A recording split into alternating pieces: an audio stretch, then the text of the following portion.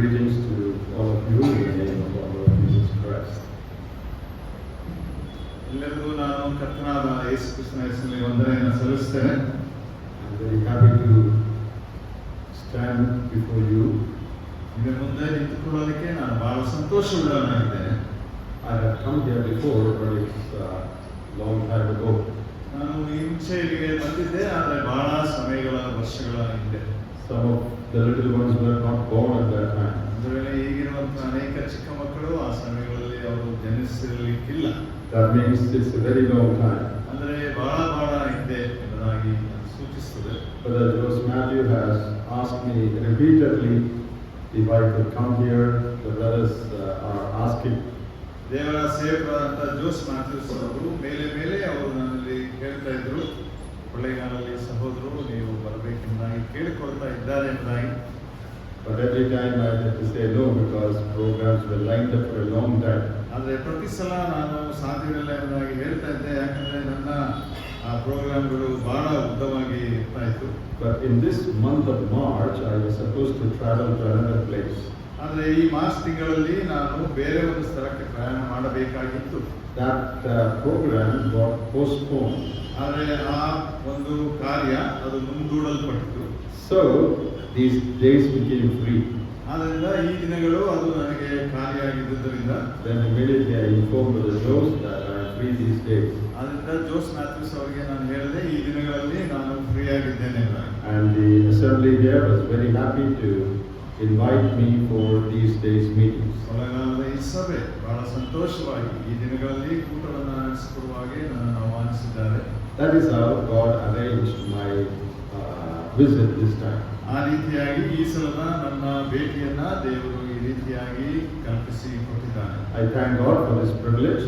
ಈ ಒಂದು ಆಸ್ಪದಕ್ಕಾಗಿ ನಾನು ದೇವರಿಗೆ ಸ್ತೋತ್ರ ಕೊಂಡಾಟವನ್ನು ಸಲ್ಲಿಸ್ತೇನೆ. And I want to express my gratitude to the assembly for the invitation and also for your prayer support. ನಿಮ್ಮ ಆಹ್ವಾನಕ್ಕಾಗಿಯೂ ಮತ್ತು ಸಭೆಯವರ ಪ್ರಾರ್ಥನೆಗಾಗಿ ನಾನು ನನ್ನ ಕೃತಜ್ಞತೆಗಳನ್ನು ಸಭೆಗೆ ತಿಳಿಸುವಂತನಾಗಿದ್ದೇನೆ. Now these meetings will go on, God willing, till Sunday night. ದೇವರ ಚಿತ್ತವಾದರೆ ಈ ಕೂಟಗಳು ಭಾನುವಾರ ರಾತ್ರಿಯ ತನಕ ಮುಂದುವರಿಯುತ್ತದೆ. I am exercised to deal with a particular subject all these days. ಈ ಎಲ್ಲ ದಿನಗಳಲ್ಲಿ ಒಂದು ನಿರ್ದಿಷ್ಟವಾದ ವಿಷಯವನ್ನ ಕುರಿತು ನಿಮ್ಮಲ್ಲಿ ಮಾತನಾಡಬೇಕೆಂಬುದಾಗಿ ಪವಿತ್ರಾತ್ಮನಿಂದ ತಿಳಿಸಲ್ಪಟ್ಟವನಾಗಿದ್ದೇನೆ. That is living a holy life in an unholy world. ಈ ಒಂದು ಅಪರಿಶುದ್ಧವಾದಂತಹ ಈ ಲೋಕದಲ್ಲಿ ಪರಿಶುದ್ಧ ಜೀವಿತವನ್ನ ಜೀವಿಸುವಂಥದ್ದು. We will be talking about the various aspects of this subject all these days. ಈ ಅಧ್ಯಯನದ ವಿಷಯದ ಅನೇಕ ವಿಷಯಗಳನ್ನ ಕುರಿತು ನಾವು ಈ ದಿನಗಳಲ್ಲಿ ನೋಡುವಂತರಾಗಿದ್ದೇವೆ. Tonight we will just start with 2 Corinthians chapter 7 and verse 1 to introduce this topic. ಈ ವಿಷಯವನ್ನ ನಾನು ನಿಮಗೆ ಪರಿಚಯ ಮಾಡಲಿಕ್ಕಾಗಿ ಅಥವಾ ಪ್ರಾರಂಭಿಸಲಿಕ್ಕಾಗಿ 2 ಕೊರಿಂಥ 7ನೇ ಅಧ್ಯಾಯ 1ನೇ ವಚನವನ್ನ ನಾವು ನೋಡಿಕೊಳ್ಳೋಣ. 2 ಕೊರಿಂಥ 7ನೇ ಅಧ್ಯಾಯ 1ನೇ ವಚನ. We will be dwelling upon each part of these words during these days. ಈ ವಾಕ್ಯದ ಪ್ರತಿಯೊಂದು ಪದಗಳನ್ನ ಅಥವಾ ಅಂಶಗಳನ್ನ ಈ ದಿನಗಳಲ್ಲಿ ನಾವು ನೋಡಲಿಕ್ಕಿದ್ದೇವೆ. Now I want to remind you that what we are going to discuss is relevant to every one of us. ನಿಮಗೆ ಜ್ಞಾಪಕಪಡಿಸಲಿಕ್ಕೆ ನಾನು ಇಷ್ಟಪಡ್ತೇನೆ ಏನಂದ್ರೆ, ನಾವೇನು ಸಂದೇಶವನ್ನು ಈಗ ಕಲಿಯಲಿಕ್ಕೆ ಹೋಗ್ತೇವೆ ಅದು ಪ್ರತಿಯೊಬ್ಬರಾದ ನಮಗೆ ಬಹಳ ಅವಶ್ಯಕವಾದದ್ದು. This is relevant to young people.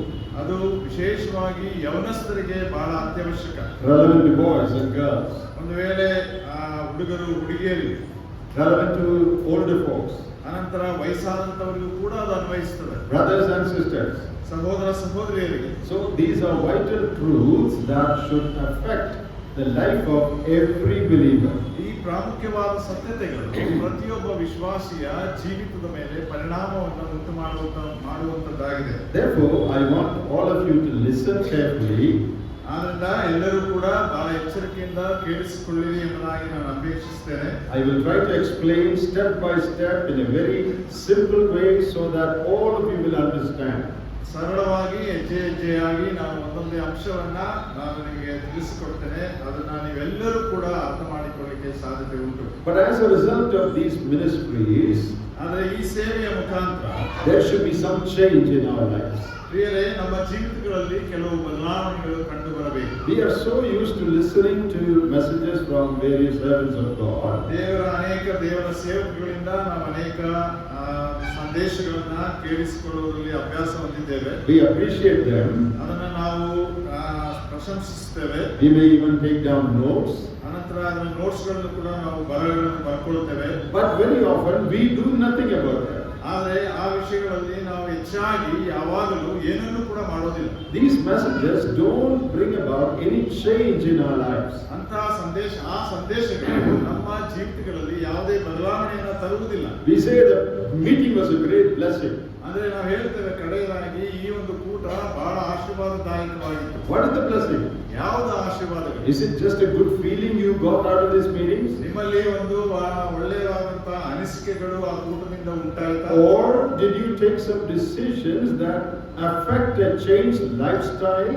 ಅಥವಾ ನೀವೇನಾದ್ರೂ ಒಂದು ತೀರ್ಮಾನಗಳನ್ನು ತೆಗೆದುಕೊಂಡದ್ದರಿಂದ ನಿಮ್ಮ ಜೀವಿತದ ಶೈಲಿಯನ್ನ ಬದಲಾವಣೆ ಮಾಡಿದೆಯಾ? When God speaks to us during these days, ದೇವರು ಈ ದಿನಗಳಲ್ಲಿ ನಮ್ಮೊಟ್ಟಿಗೆ ಮಾತಾಡುವಾಗ we should listen to what God says. ದೇವರು ಏನು ಹೇಳುತ್ತಾನೆ ಅದನ್ನು ಕೇಳಿಸಿಕೊಳ್ಳಬೇಕು. And we should decide to make changes in our day-to-day life according to what we learn. ಅನಂತರ ನಾವು ಕಲಿತದ್ದನ್ನ ನಾವು ತೀರ್ಮಾನಿಸಿ ನಮ್ಮ ದಿನನಿತ್ಯದ ಜೀವಿತಗಳಲ್ಲಿ ಬದಲಾವಣೆಗಳನ್ನ ತಂದುಕೊಳ್ಳುವಂತರಾಗಿರ್ಬೇಕು. Otherwise, we are not going to be benefited by these meetings. ಇಲ್ಲದೆ ಹೋದ್ರೆ ಈ ಒಂದು ಕೂಟಗಳಿಂದ ನಮಗೆ ಯಾವುದೇ ತರವಾದಂತಹ ಪ್ರಯೋಜನವಾಗುವುದಿಲ್ಲ.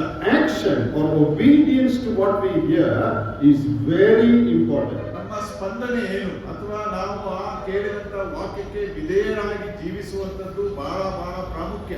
Now, I want to ask you a question.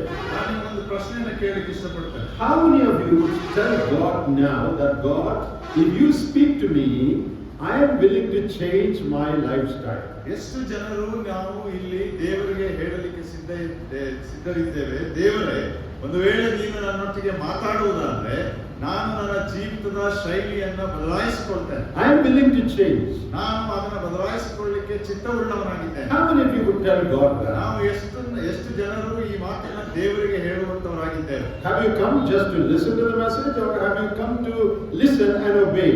ನೀವು ಒಂದು ವೇಳೆ ಈ ಸಂದೇಶವನ್ನ ಕೇಳಿಸಿಕೊಳ್ಳಲಿಕ್ಕೆ ಮಾತ್ರ ಬಂದಿದ್ದೀರೋ ಅಥವಾ ಕೇಳಿಸಿಕೊಂಡು ಬದಲಾವಣೆಗಳನ್ನ ಅಥವಾ ವಿಧೇಯತೆಯನ್ನ ಮಾಡುವುದಕ್ಕೆ ಬಂದಿದ್ದೀರಾ? I am taking these ministries with a real burden in my heart and prayer that these ministries would change our lifestyle. ನಾನು ಈ ಸೇವೆಯನ್ನ, ಈ ಸಂದೇಶಗಳನ್ನ ಹೃದಯದಲ್ಲಿ ಭಾರವುಳ್ಳವನಾಗಿ ಪ್ರಾರ್ಥನೆಯ ಮುಖಾಂತರ ಈ ಸಂದೇಶಗಳು ನಮ್ಮಲ್ಲಿ ಬದಲಾವಣೆಗಳನ್ನು ತರುವ ಹಾಗೆ ನಾನು ಪ್ರಾರ್ಥಿಸುವಂತನಾಗಿದ್ದೇನೆ. So I'll start with a small story. ನಾನು ಒಂದು ಸಣ್ಣ ಕಥೆಯೊಂದಿಗೆ ಪ್ರಾರಂಭಿಸ್ತೇನೆ. Once a little boy asked his father a question. ಒಂದು ಸಲ ಸಣ್ಣ ಹುಡುಗನು ತನ್ನ ತಂದೆಗೆ ಒಂದು ವಿನಂತಿಯನ್ನು ಮಾಡಿದ. I will ask you something, you must answer me. ಅವನ ತಂದೆಗೆ ಹೇಳಿದೆ ಅಂದ್ರೆ ನಾನು ನಿನಗೆ ಕೆಲವು ಪ್ರಶ್ನೆಗಳನ್ನು ಕೇಳ್ತೇನೆ, ನೀನು ನನಗೆ ಉತ್ತರ ಕೊಡಬೇಕು. And the father said, okay, you ask. ಅವಾಗ ತಂದೆ ಹೇಳಿದ ಮಗನಿಗೆ, ಆಯ್ತು ಕೇಳು. And the boy said, there is a big pool full of water in a particular place. ಒಂದು ನಿರ್ದಿಷ್ಟ ಸ್ಥಳದಲ್ಲಿ ತುಂಬಿರುವಂತಹ ಒಂದು ನೀರಿನ ಕೊಳವಿದೆ. By the side of that pool there is a big tree. ಆ ಕೊಳದ ಪಕ್ಕದಲ್ಲಿ ಒಂದು ದೊಡ್ಡ ಮರವಿದೆ. And one branch of that tree is leaning over the water. ಅಲ್ಲಿ ಆ ಮರದ ಒಂದು ಕೊಂಬೆ ಅದು ಆ ನೀರಿನ ಮೇಲೆ ಬಾಗಿಕೊಂಡುಂಟು. On that branch sits 4 frogs. ಆ ಕೊಂಬೆಯ ಮೇಲೆ 4 ಕಪ್ಪೆಗಳು ಕೂತಿಕೊಂಡಿವೆ. And one frog decides to jump into the water. ಆವಾಗ ಒಂದು ಕಪ್ಪೆ ತೀರ್ಮಾನಿಸುತ್ತದೆ ನೀರಿನಲ್ಲಿ ಹಾರಲಿಕ್ಕೆ. How many frogs are left on the branch? ಆವಾಗ ಆ ಕೊಂಬೆಯ ಮೇಲೆ ಇನ್ನು ಎಷ್ಟು ಕಪ್ಪೆಗಳು ಉಂಟು? The father says it's a very silly question. ಆವಾಗ ತಂದೆ ಹೇಳ್ತಾನೆ, ಇದು ಬಹಳ ಯಾವುದೇ ಬೆಲೆ ಇಲ್ಲದಂತಹ ಒಂದು ಪ್ರಶ್ನೆ. 4 minus 1 is 3. 4ರಲ್ಲಿ 1 ಕಳೆದ್ರೆ 3 ಉಳಿತದೆ. The boy said, no, your answer is wrong. ಆವಾಗ ಹುಡುಗ ಹೇಳ್ತಾನೆ, ಇಲ್ಲ ಅದು ತಪ್ಪು, ನಿನ್ನ ಉತ್ತರ ತಪ್ಪು. Then what is the correct answer? ಆವಾಗ ತಂದೆ ಕೇಳ್ತಾನೆ, ಹಾಗಾದ್ರೆ ಸರಿಯಾದಂತ ಉತ್ತರವೇನು? The boy said 4. ಆ ಮಗ ಹೇಳ್ತಾನೆ 4 ಎಂಬುದಾಗಿ. Father asked how. ತಂದೆ ಕೇಳ್ತಾರೆ ಹೇಗೆ ಎಂಬುದಾಗಿ. Boy said, I only said that he decided to jump. I did not say he jumped.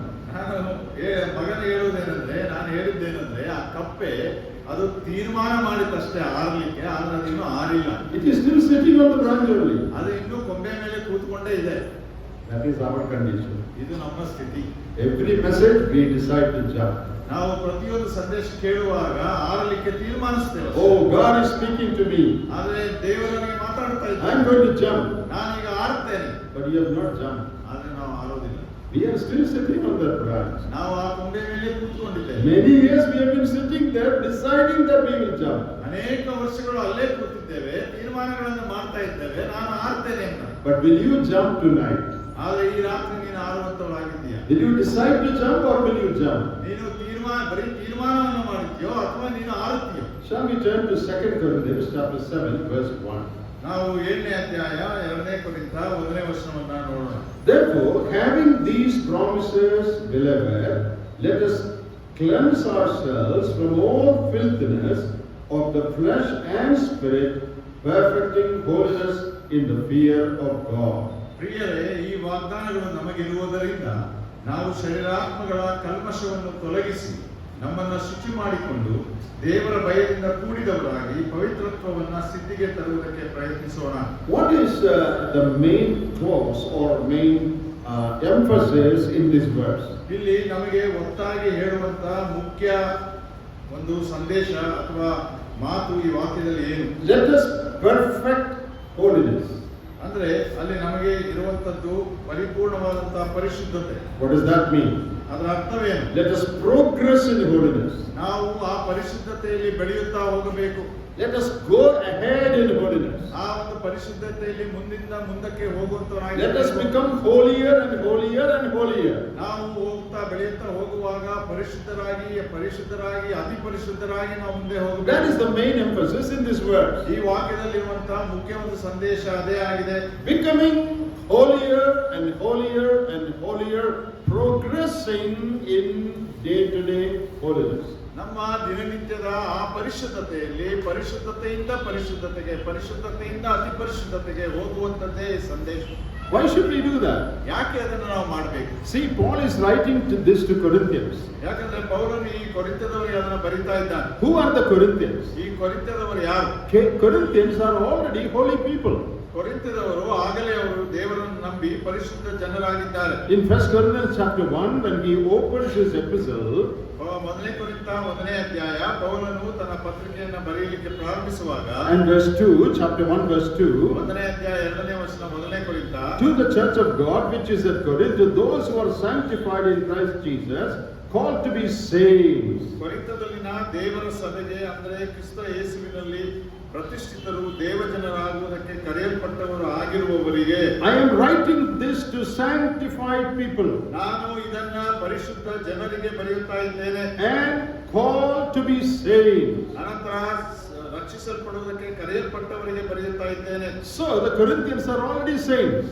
ಆದ್ರಿಂದ ಈ ಕೊರಿಂಥದವರು ಆಗಲೇ ದೇವರಲ್ಲಿ ಸಂತರಾಗಿದ್ದಾರೆ. Because they were saved, they were God's children. ಅವರು ರಕ್ಷಿಸಲ್ಪಟ್ಟು ದೇವರ ಮಕ್ಕಳಾಗಿದ್ದಾರೆ. To those who are already holy, Paul is saying, become more holy. ಇಲ್ಲಿ ಪೌಲನು ಆಗಲೇ ಪರಿಶುದ್ಧರಾಗಿರುವಂತ ಈ ಕೊರಿಂಥ ಸಭೆಯವರಿಗೆ ಹೇಳ್ತಾನೆ, ಈಗ ನೀವು ಇನ್ನೂ ಹೆಚ್ಚಾಗಿ ಪರಿಶುದ್ಧರಾಗಿರಿ. Paul is not writing to unholy people. ಪೌಲನು ಇಂದಿಗೂ ಕೂಡ ಅಪರಿಶುದ್ಧ ಜನರಿಗೆ ಅದನ್ನು ಬರೀತಾ ಇಲ್ಲ. To the sanctified holy saints, Paul is saying, you should perfect holiness. ಅನಂತರ ಇಲ್ಲಿ ನಾವು ನೋಡುವಾಗ 1ನೇ ಕೊರಿಂಥ 1ನೇ ಅಧ್ಯಾಯ ನೋಡಿದ ಹಾಗೆ ಪೌಲನು ರಕ್ಷಿಸಲ್ಪಟ್ಟು ಪರಿಶುದ್ಧರಾದ ದೇವ ಜನರಿಗೆ ಅದನ್ನು ಬರೀತಾರೆ. How do we understand this? ಅದನ್ನ ನಾವು ಹೇಗೆ ಅರ್ಥ ಮಾಡ್ಕೊಳ್ಳೋದು? The moment we are saved, we become saints. ಅದರ ಅರ್ಥವೇನೆಂದ್ರೆ, ನಾವು ಯಾವಾಗ ರಕ್ಷಿಸಲ್ಪಡ್ತೇವೋ ತಕ್ಷಣ ನಾವು ಪವಿತ್ರರಾಗ್ತೇವೆ. We become holy. ನಾವು ಪರಿಶುದ್ಧರಾಗ್ತೇವೆ. Holy means separated unto God. ಪರಿಶುದ್ಧರು ಎಂಬುದಾಗಿ ಹೇಳುವಾಗ ದೇವರಿಗಾಗಿ ಪ್ರತ್ಯೇಕಿಸಲ್ಪಟ್ಟವರು. We become a clean, sanctified, set apart group of people.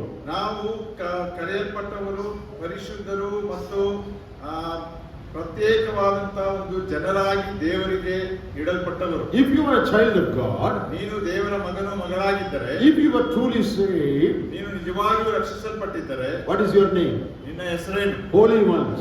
ನಾವು ಪರಿಶುದ್ಧರು. You are a saint.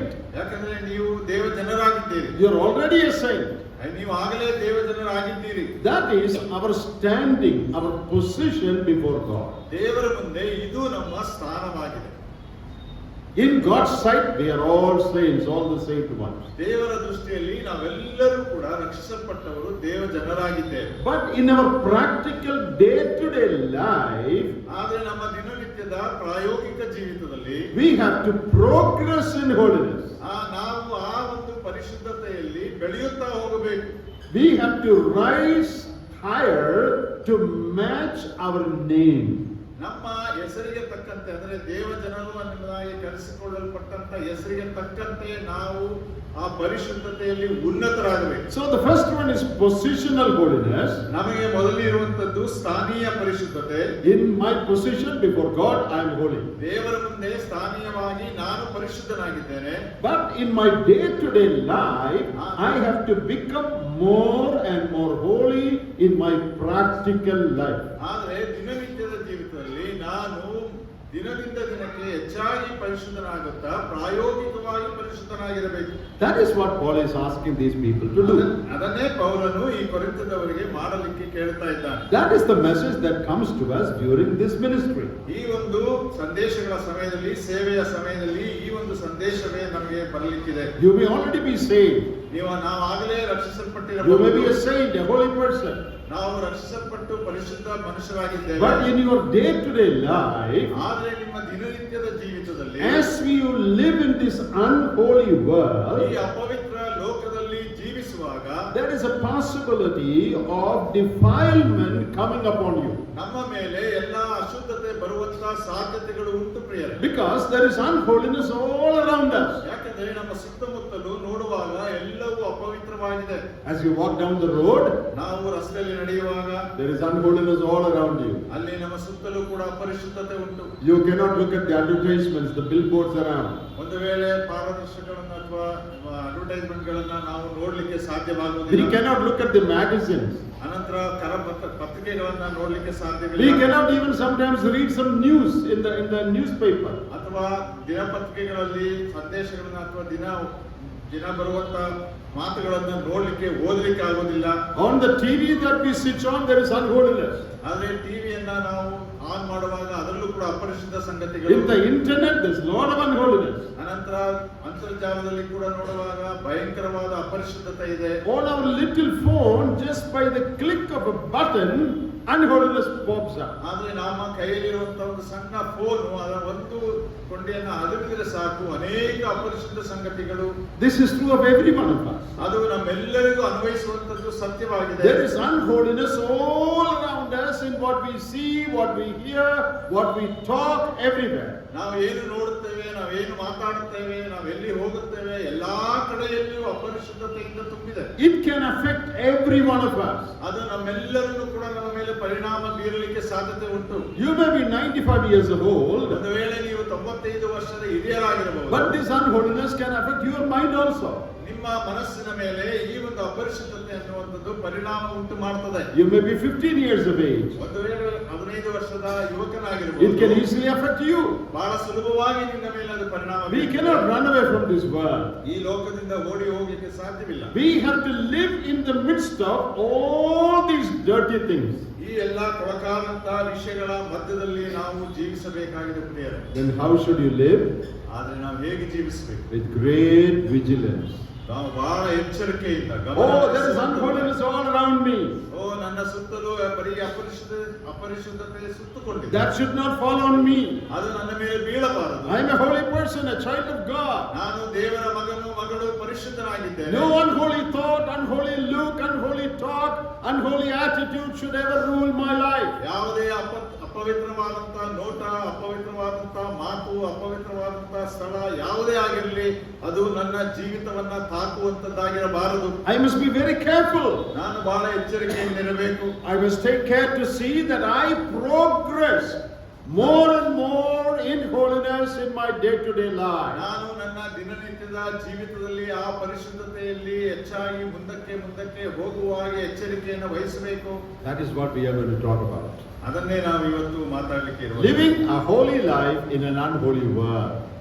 ಒಂದು ಅಪರಿಶುದ್ಧವಾದಂತಹ ಈ ಲೋಕದಲ್ಲಿ ಪರಿಶುದ್ಧವಾದಂತಹ ಜೀವಿತವನ್ನ ಜೀವಿಸುವುದು. Now, why is it so important? ಅದು ಯಾಕೆ ಅಷ್ಟು ಪ್ರಾಮುಖ್ಯವಾದ? Why should we live holy lives? ಯಾಕೆ ನಾವು ಪರಿಶುದ್ಧ ಜೀವಿತವನ್ನು ಜೀವಿಸಬೇಕು? There are many reasons for that. ಅದಕ್ಕೆ ಅನೇಕ ಕಾರಣಗಳುಂಟು. But I just want to tell you one or two reasons. ನಾನು ಕೇವಲ ಒಂದೆರಡು ಕಾರಣಗಳನ್ನು ಮಾತ್ರ ಹೇಳಲಿಕ್ಕೆ ಇಷ್ಟಪಡ್ತೇನೆ. In 1 Peter chapter 1, ಮೊದಲನೇ ಪೇತ್ರನ ಬರೆದ ಮೊದಲನೇ ಪತ್ರಿಕೆ 1ನೇ ಅಧ್ಯಾಯ and verses 15 and 16, 15 ಮತ್ತು 16ನೇ ವಚನಗಳಿಗೆ ಹೋಗ್ತೇವೆ. we have a great reason why we should live holy lives. ಬಹಳ ದೊಡ್ಡದಾದಂತಹ ಒಂದು ಕಾರಣವಿದೆ ಯಾಕೆ ನಾವು ಪರಿಶುದ್ಧರಾಗಿರಬೇಕೆಂಬುದಾಗಿ. 1 Peter chapter 1 ಮೊದಲನೇ ಪೇತ್ರ 1ನೇ ಅಧ್ಯಾಯ and verse 15.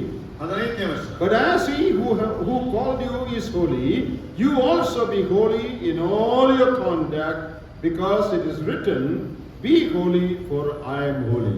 ನಿಮ್ಮನ್ನು ಮೊದಲನೇ ಪೇತ್ರ 1ನೇ ಅಧ್ಯಾಯ 15-16 ನಿಮ್ಮನ್ನು ಕರೆದಾತನು ಪರಿಶುದ್ಧನಾಗಿರುವ ಪ್ರಕಾರವೇ ನೀವು ವಿಧೇಯರಿಗೆ ತಕ್ಕಂತೆ ನಿಮ್ಮ ಎಲ್ಲಾ ನಡವಳಿಕೆಯಲ್ಲಿ ಪರಿಶುದ್ಧರಾಗಿರಬೇಕು.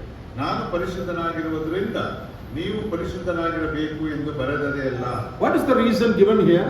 ಇಲ್ಲಿ ಕೊಟ್ಟಿರುವಂತಹ ಕಾರಣವೇನು? Our God says, ನಮ್ಮ ದೇವರು ಹೇಳ್ತಾನೆ, I am holy. ನಾನು ಪರಿಶುದ್ಧನು. Therefore, you should be holy. ಆದ್ರಿಂದ ನೀವು ಪರಿಶುದ್ಧರಾಗಿರಬೇಕು. He who has called us is holy.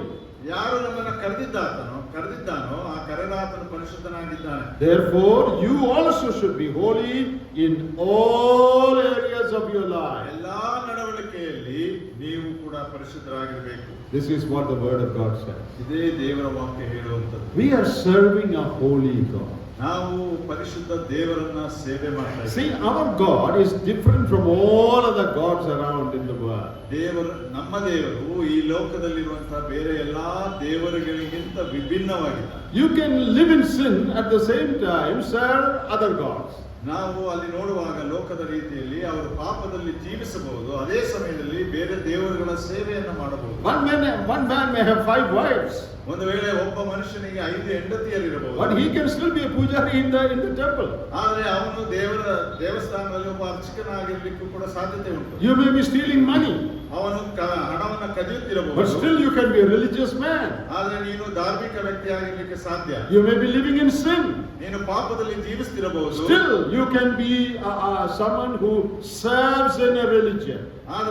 ಆದರೂ ಕೂಡ ನೀನು ಧರ್ಮದಲ್ಲಿ ಅಥವಾ ಧರ್ಮದ ವಿಷಯದಲ್ಲಿ ಸೇವೆ ಮಾಡುವವನಾಗಿ ಮುಂದುವರಿಯಬಹುದು. Their God doesn't bother. ಯಾಕಂದ್ರೆ ಅವರ ದೇವರು ಆ ವಿಷಯದಲ್ಲಿ ತಲೆ ಕೆಡಿಸಿಕೊಳ್ಳುವನಲ್ಲ. Why? ಯಾಕೆ? Their God also does such things. ಯಾಕಂದ್ರೆ ಅವರ ದೇವರುಗಳು ಅದರಂತೆ ಮಾಡ್ತಾರೆ. So those gods don't mind you are doing it because they also do such things. ಅವರು ಅದನ್ನೇ ಮಾಡೋದ್ರಿಂದ ಅವರ ಭಕ್ತರು ಮಾಡುವಾಗ ಆತನಿಗೆ ಏನು ಆಶ್ಚರ್ಯವಲ್ಲ. But our God is different. ಆದ್ರೆ ನಮ್ಮ ದೇವರು ಪ್ರತ್ಯೇಕ. I want all of you to remember this. ಇದನ್ನ ನೀವೆಲ್ಲರೂ ಕೂಡ ಜ್ಞಾಪಕದಲ್ಲಿ ಇಟ್ಕೊಳ್ಳಿ. Our God is not like the gods and goddesses in the stories around us. ನಮ್ಮ ದೇವರು ಬೇರೆ ದೇವತಾಗಳಂತೆ ನಮ್ಮ ದೇವರು ಅಲ್ಲ. He is a holy God. ನಮ್ಮ ದೇವರು ಪರಿಶುದ್ಧನಾದ ದೇವರು. He is the true and the living God. ಆತನು ಸತ್ಯ ದೇವರು ಮತ್ತು ಜೀವ ಸ್ವರೂಪನಾದ ದೇವರು. One who created the whole earth. ಆತನು ಇಡೀ ಈ ಪ್ರಪಂಚವನ್ನು ಸೃಷ್ಟಿಸಿದನು. He is not a God in some story. He is not a God in some story. ಯಾವುದೋ ಕಥೆಯಲ್ಲಿರುವಂತ ನಮ್ಮ ದೇವರಲ್ಲ. He is not a myth. ಆತನು ಒಂದು ಪುರಾಣವಲ್ಲ. He is real. ಆತನು The ಸತ್ಯವಾಗಿದ್ದಾನೆ. creator of the whole universe. ಆತನು ಇಡೀ ವಿಶ್ವವನ್ನು ಸೃಷ್ಟಿಸಿದ್ದಾನೆ. One who gave you and me breath in our nostril and one who keeps our heart beating. ನನಗೂ ನಿನಗೂ ನಮ್ಮ ಮೂಗಿನಲ್ಲಿ ಶ್ವಾಸವನ್ನ ಊದಿ ನಮ್ಮ ಹೃದಯವನ್ನ ಬಡಿಯುತ್ತಾ ಇರುವಾಗ ನೋಡಿಕೊಳ್ಳುವಂತ ನಮ್ಮ ದೇವರು. He is real God. ಆತನು ನಿಜವಾದಂತ ದೇವರಾಗಿದ್ದಾನೆ. And his character is that he is absolutely holy. ಆತನ ಒಂದು ಗುಣ ಏನೆಂಬುದಾಗಿ ನೋಡುವಾಗ ಪರಿಪೂರ್ಣವಾಗಿ ಆತನು ಪರಿಶುದ್ಧನಾಗಿದ್ದಾನೆ. And you say you are his child. ಅನಂತರ ನಾವು ಹೇಳ್ತೇವೆ ನಾವು ಆತನ ಮಕ್ಕಳಾಗಿದ್ದೇವೆ. If that is true, you have to show his character. ಒಂದು ವೇಳೆ ಅದು ಸತ್ಯವಾಗಿದ್ದರೆ ಆ ಗುಣಗಳನ್ನ ನಮ್ಮ ಜೀವಿತಗಳಲ್ಲಿ ತೋರಿಸಿಕೊಡಬೇಕು. God says, because I am holy, if you are my children, you should also show my character. ಆ ದೇವರು ಹೇಳ್ತಾನೆ, ನಾನು ಪರಿಶುದ್ಧನಾಗಿರೋದ್ರಿಂದ ನೀವೊಂದು ವೇಳೆ ನನ್ನ ಮಕ್ಕಳಾಗಿದ್ದರೆ ನನ್ನ ಗುಣವನ್ನ ನಿಮ್ಮ ಜೀವಿತಗಳಲ್ಲಿ ತೋರಿಸ್ಕೊಡ್ರಿ. Our name itself is God's children. ನಮ್ಮ ಹೆಸರೇ ದೇವ ಜನರು ಎಂಬುದು. If that is true, then we should show God's character. ಒಂದು ವೇಳೆ ಅದು ಸತ್ಯವಾಗಿದ್ದರೆ ದೇವರ ಗುಣವನ್ನು ನಾವು ತೋರಿಸ್ಕೊಡ್ಬೇಕು. You may have heard of Alexander the Great, a great emperor in Greece. Greek ಸಾಮ್ರಾಜ್ಯದ ಅತಿ ಪ್ರಖ್ಯಾತಿ ಚಕ್ರವರ್ತಿಯಾಗಿದ್ದಂತ ಅಲೆಕ್ಸಾಂಡರ್ ದ ಗ್ರೇಟ್ ಎಂಬುವರ ವಿಷಯದಲ್ಲಿ ಕೇಳಿರಬಹುದು. Once one of his soldiers committed an offense. ಒಂದು ಸಲ ಅವನ ಒಬ್ಬ ಸೈನಿಕ ಒಂದು ತಪ್ಪನ್ನ ಆತನು ಮಾಡ್ತಾನೆ. And he was brought before the emperor. ಅನಂತರ ಆ ಸೈನಿಕನನ್ನ ಆ ಚಕ್ರವರ್ತಿಯ ಮುಂದೆ ಹಿಡಿದುಕೊಂಡು ಬರ್ತಾರೆ. And the emperor asked him, ಆ ಚಕ್ರವರ್ತಿ ಅವನಿಗೆ ಪ್ರಶ್ನೆ ಮಾಡ್ತಾನೆ, what is your name? ನಿನ್ನ ಹೆಸರೇನು? He said, my name is Alexander. ಅವಾಗ ಅವನು ಹೇಳ್ತಾನೆ, ನನ್ನ ಹೆಸರು Alexander. And the emperor said, ಅವಾಗ ಚಕ್ರವರ್ತಿ ಹೇಳ್ತಾನೆ, you either change your name or change your character. ಆಗ ಚಕ್ರವರ್ತಿ ಹೇಳುವುದೇನೆಂದ್ರೆ, ಒಂದು ವೇಳೆ ನೀನು ನಿನ್ನ ಹೆಸರನ್ನ ಬದಲಾಯಿಸುತ್ತೋ ಅಥವಾ ನಿನ್ನ ಗುಣವನ್ನ ಬದಲಾಯಿಸು. Either you change your name or you change your character. ಒಂದು ವೇಳೆ ನಿನ್ನ ಹೆಸರನ್ನ ನೀನು ಬದಲಾಯಿಸ್ಕೋ, ಅಲೆಕ್ಸಾಂಡರ್ ಅನ್ನುವಂತ ಹೆಸರು, ಅಥವಾ ಗುಣವನ್ನ ಬದಲಾಯಿಸು. Don't take my name on you and behave like this. ನೀನು ನನ್ನ ಹೆಸರನ್ನ ಇಟ್ಟುಕೊಂಡು ಈ ರೀತಿಯಾಗಿ ವರ್ತಿಸಬೇಡ. I think that is what God is telling many people. ಅದನ್ನೇ ದೇವರು ನಮಗೆ ಅನೇಕರಿಗೆ ಈ ಸಮಯದಲ್ಲಿ ಹೇಳ್ತಾರೆ. That is your name? ನಿನ್ನ ಹೆಸರೇನು? Child of God. ದೇವರ ಮಗನು, ಮಗಳು. Christian, one who follows Christ.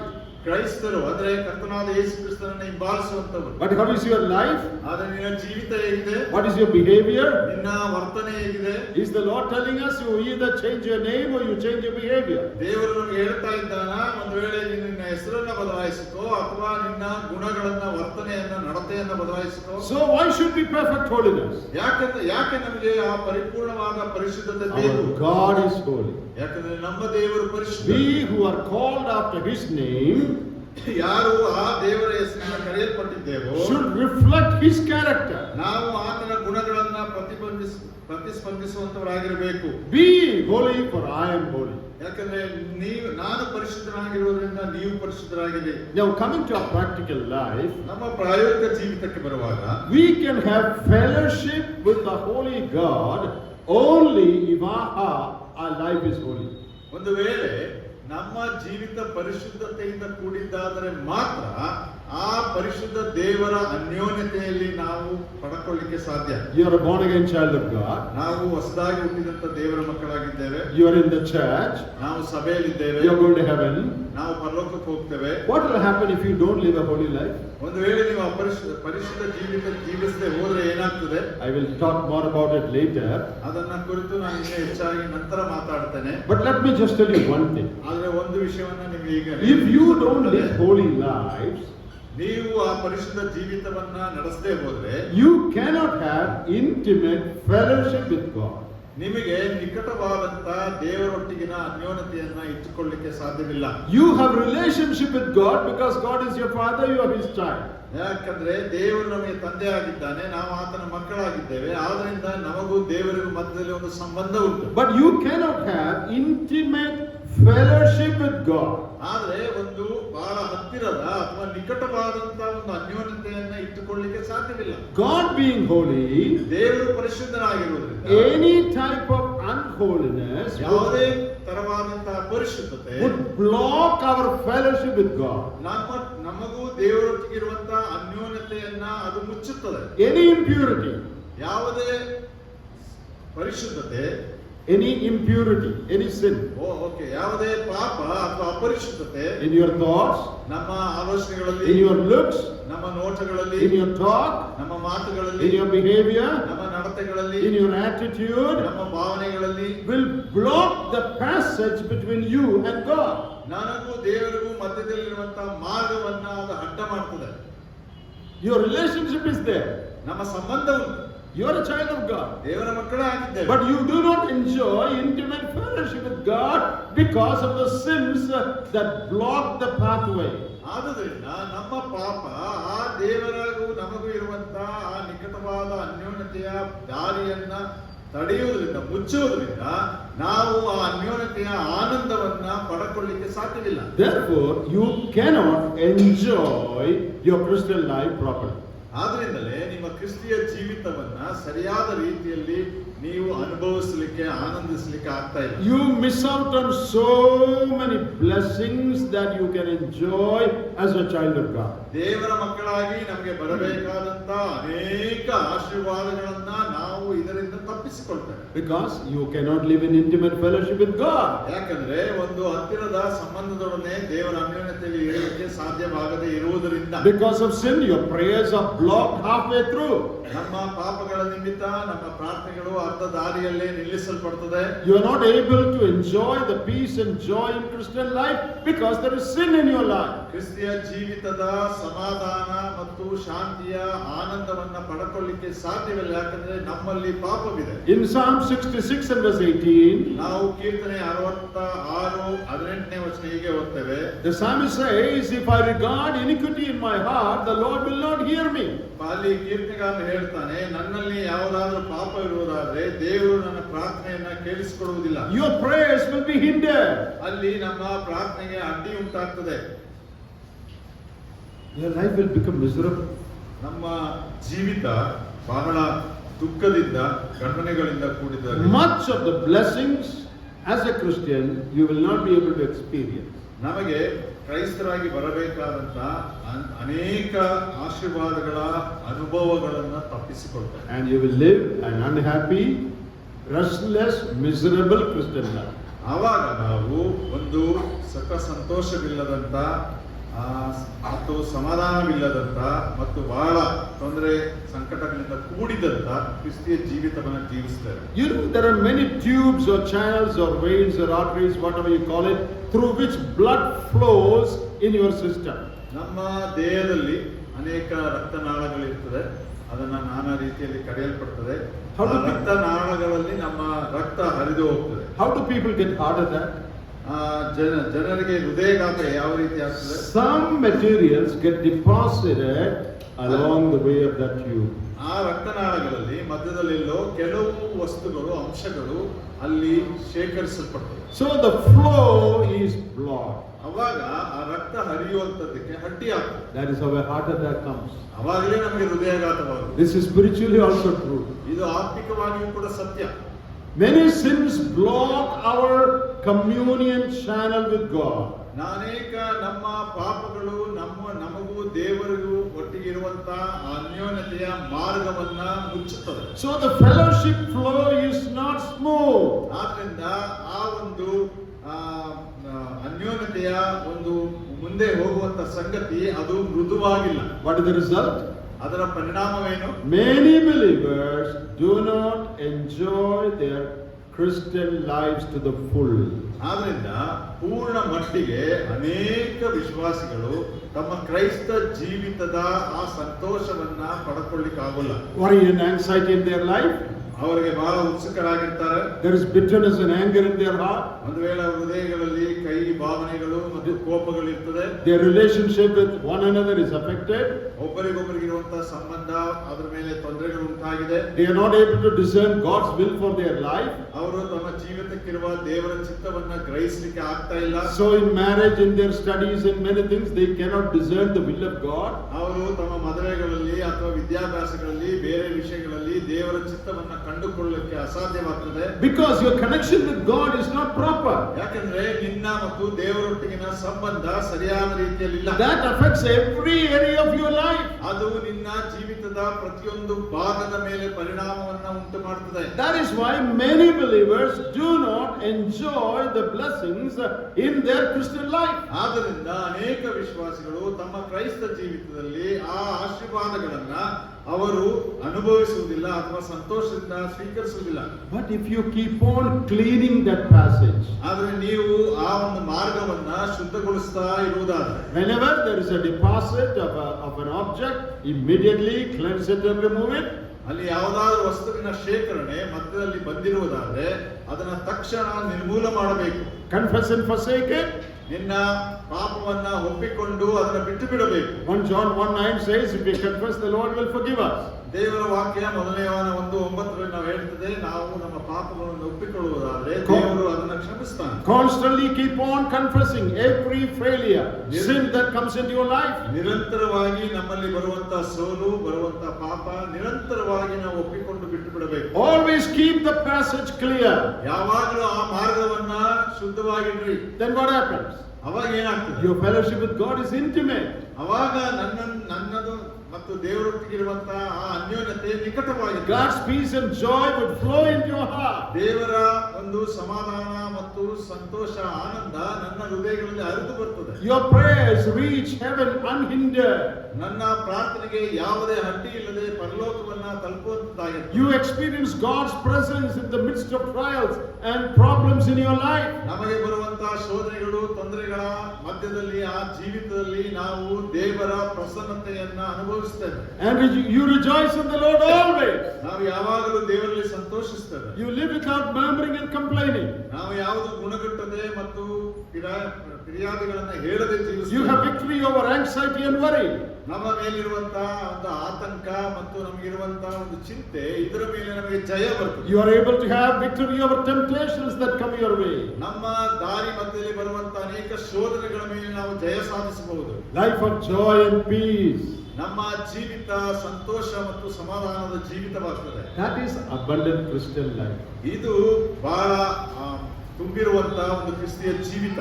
In John 10:10 Jesus said, "I have come to give you abundant life."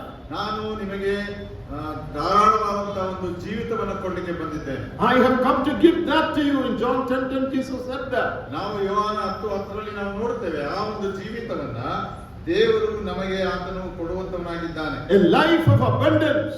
ಸಮೃದ್ಧಿಯಾದಂತಹ ಒಂದು ಜೀವಿತ. Are you living a life of abundance? ನಾವು ಆ ಸಮೃದ್ಧಿಯಾದ ಜೀವಿತವನ್ನು ಜೀವಿಸ್ತಾ ಇದ್ದೇವೆಯಾ? Is your Christian life really happy? ನಿನ್ನ ಕ್ರಿಸ್ತಿಯ ಜೀವಿತ ನಿಜವಾಗ್ಲೂ ಸಂತೋಷಕರವಾಗಿದೆಯಾ? Do you have victory over sins in your life? ನನ್ನ ಜೀವಿತದಲ್ಲಿರುವಂತಹ ಪಾಪಗಳ ಮೇಲೆ ಜಯವನ್ನ ಸಾಧಿಸ್ತಾ ಇದ್ದೇನೆಯಾ? Are you able to control the wrong thoughts that come to your mind? ನಮ್ಮ ಮನಸ್ಸಿನಲ್ಲಿ ಬರುವಂತಹ ಆಲೋಚನೆಗಳ ಮೇಲೆ ನನ್ನ ಹತೋಟಿ ಉಂಟಾ? Are you able to forgive others who harm you? ನಮಗೆ ತೊಂದರೆ ಮಾಡುವಂತ ಇತರರನ್ನ ಕ್ಷಮಿಸ್ತಾ ಇದ್ದೇವಾ? Are you able to maintain good relationship with everyone around you? ನಮ್ಮ ಸುತ್ತಲಿರುವಂತಹ ಪ್ರತಿಯೊಬ್ಬರೊಂದಿಗೆ ನಾವು ಒಂದು ಒಳ್ಳೆ ಸಂಬಂಧವನ್ನ Is your heart kept at rest in the midst of turmoils in life? ನಮ್ಮ ಜೀವಿತದಲ್ಲಿ ಒದಗಿ ಬರುವಂತಹ ಅನೇಕ ತೊಂದರೆಗಳು, ಹಿಂಸೆಗಳ ಮಧ್ಯದಲ್ಲಿ ನನ್ನ ಹೃದಯ ಶಾಂತವಾಗಿದೆಯಾ? What is the answer to these questions? ಈ ಪ್ರಶ್ನೆಗಳಿಗೆ ನಿಮ್ಮ ಉತ್ತರಗಳೇನು ಪ್ರಿಯ? How is your Christian life? ನಿಮ್ಮ ಕ್ರಿಸ್ತಿಯ ಜೀವಿತ ಹೇಗೆ ಇದೆ?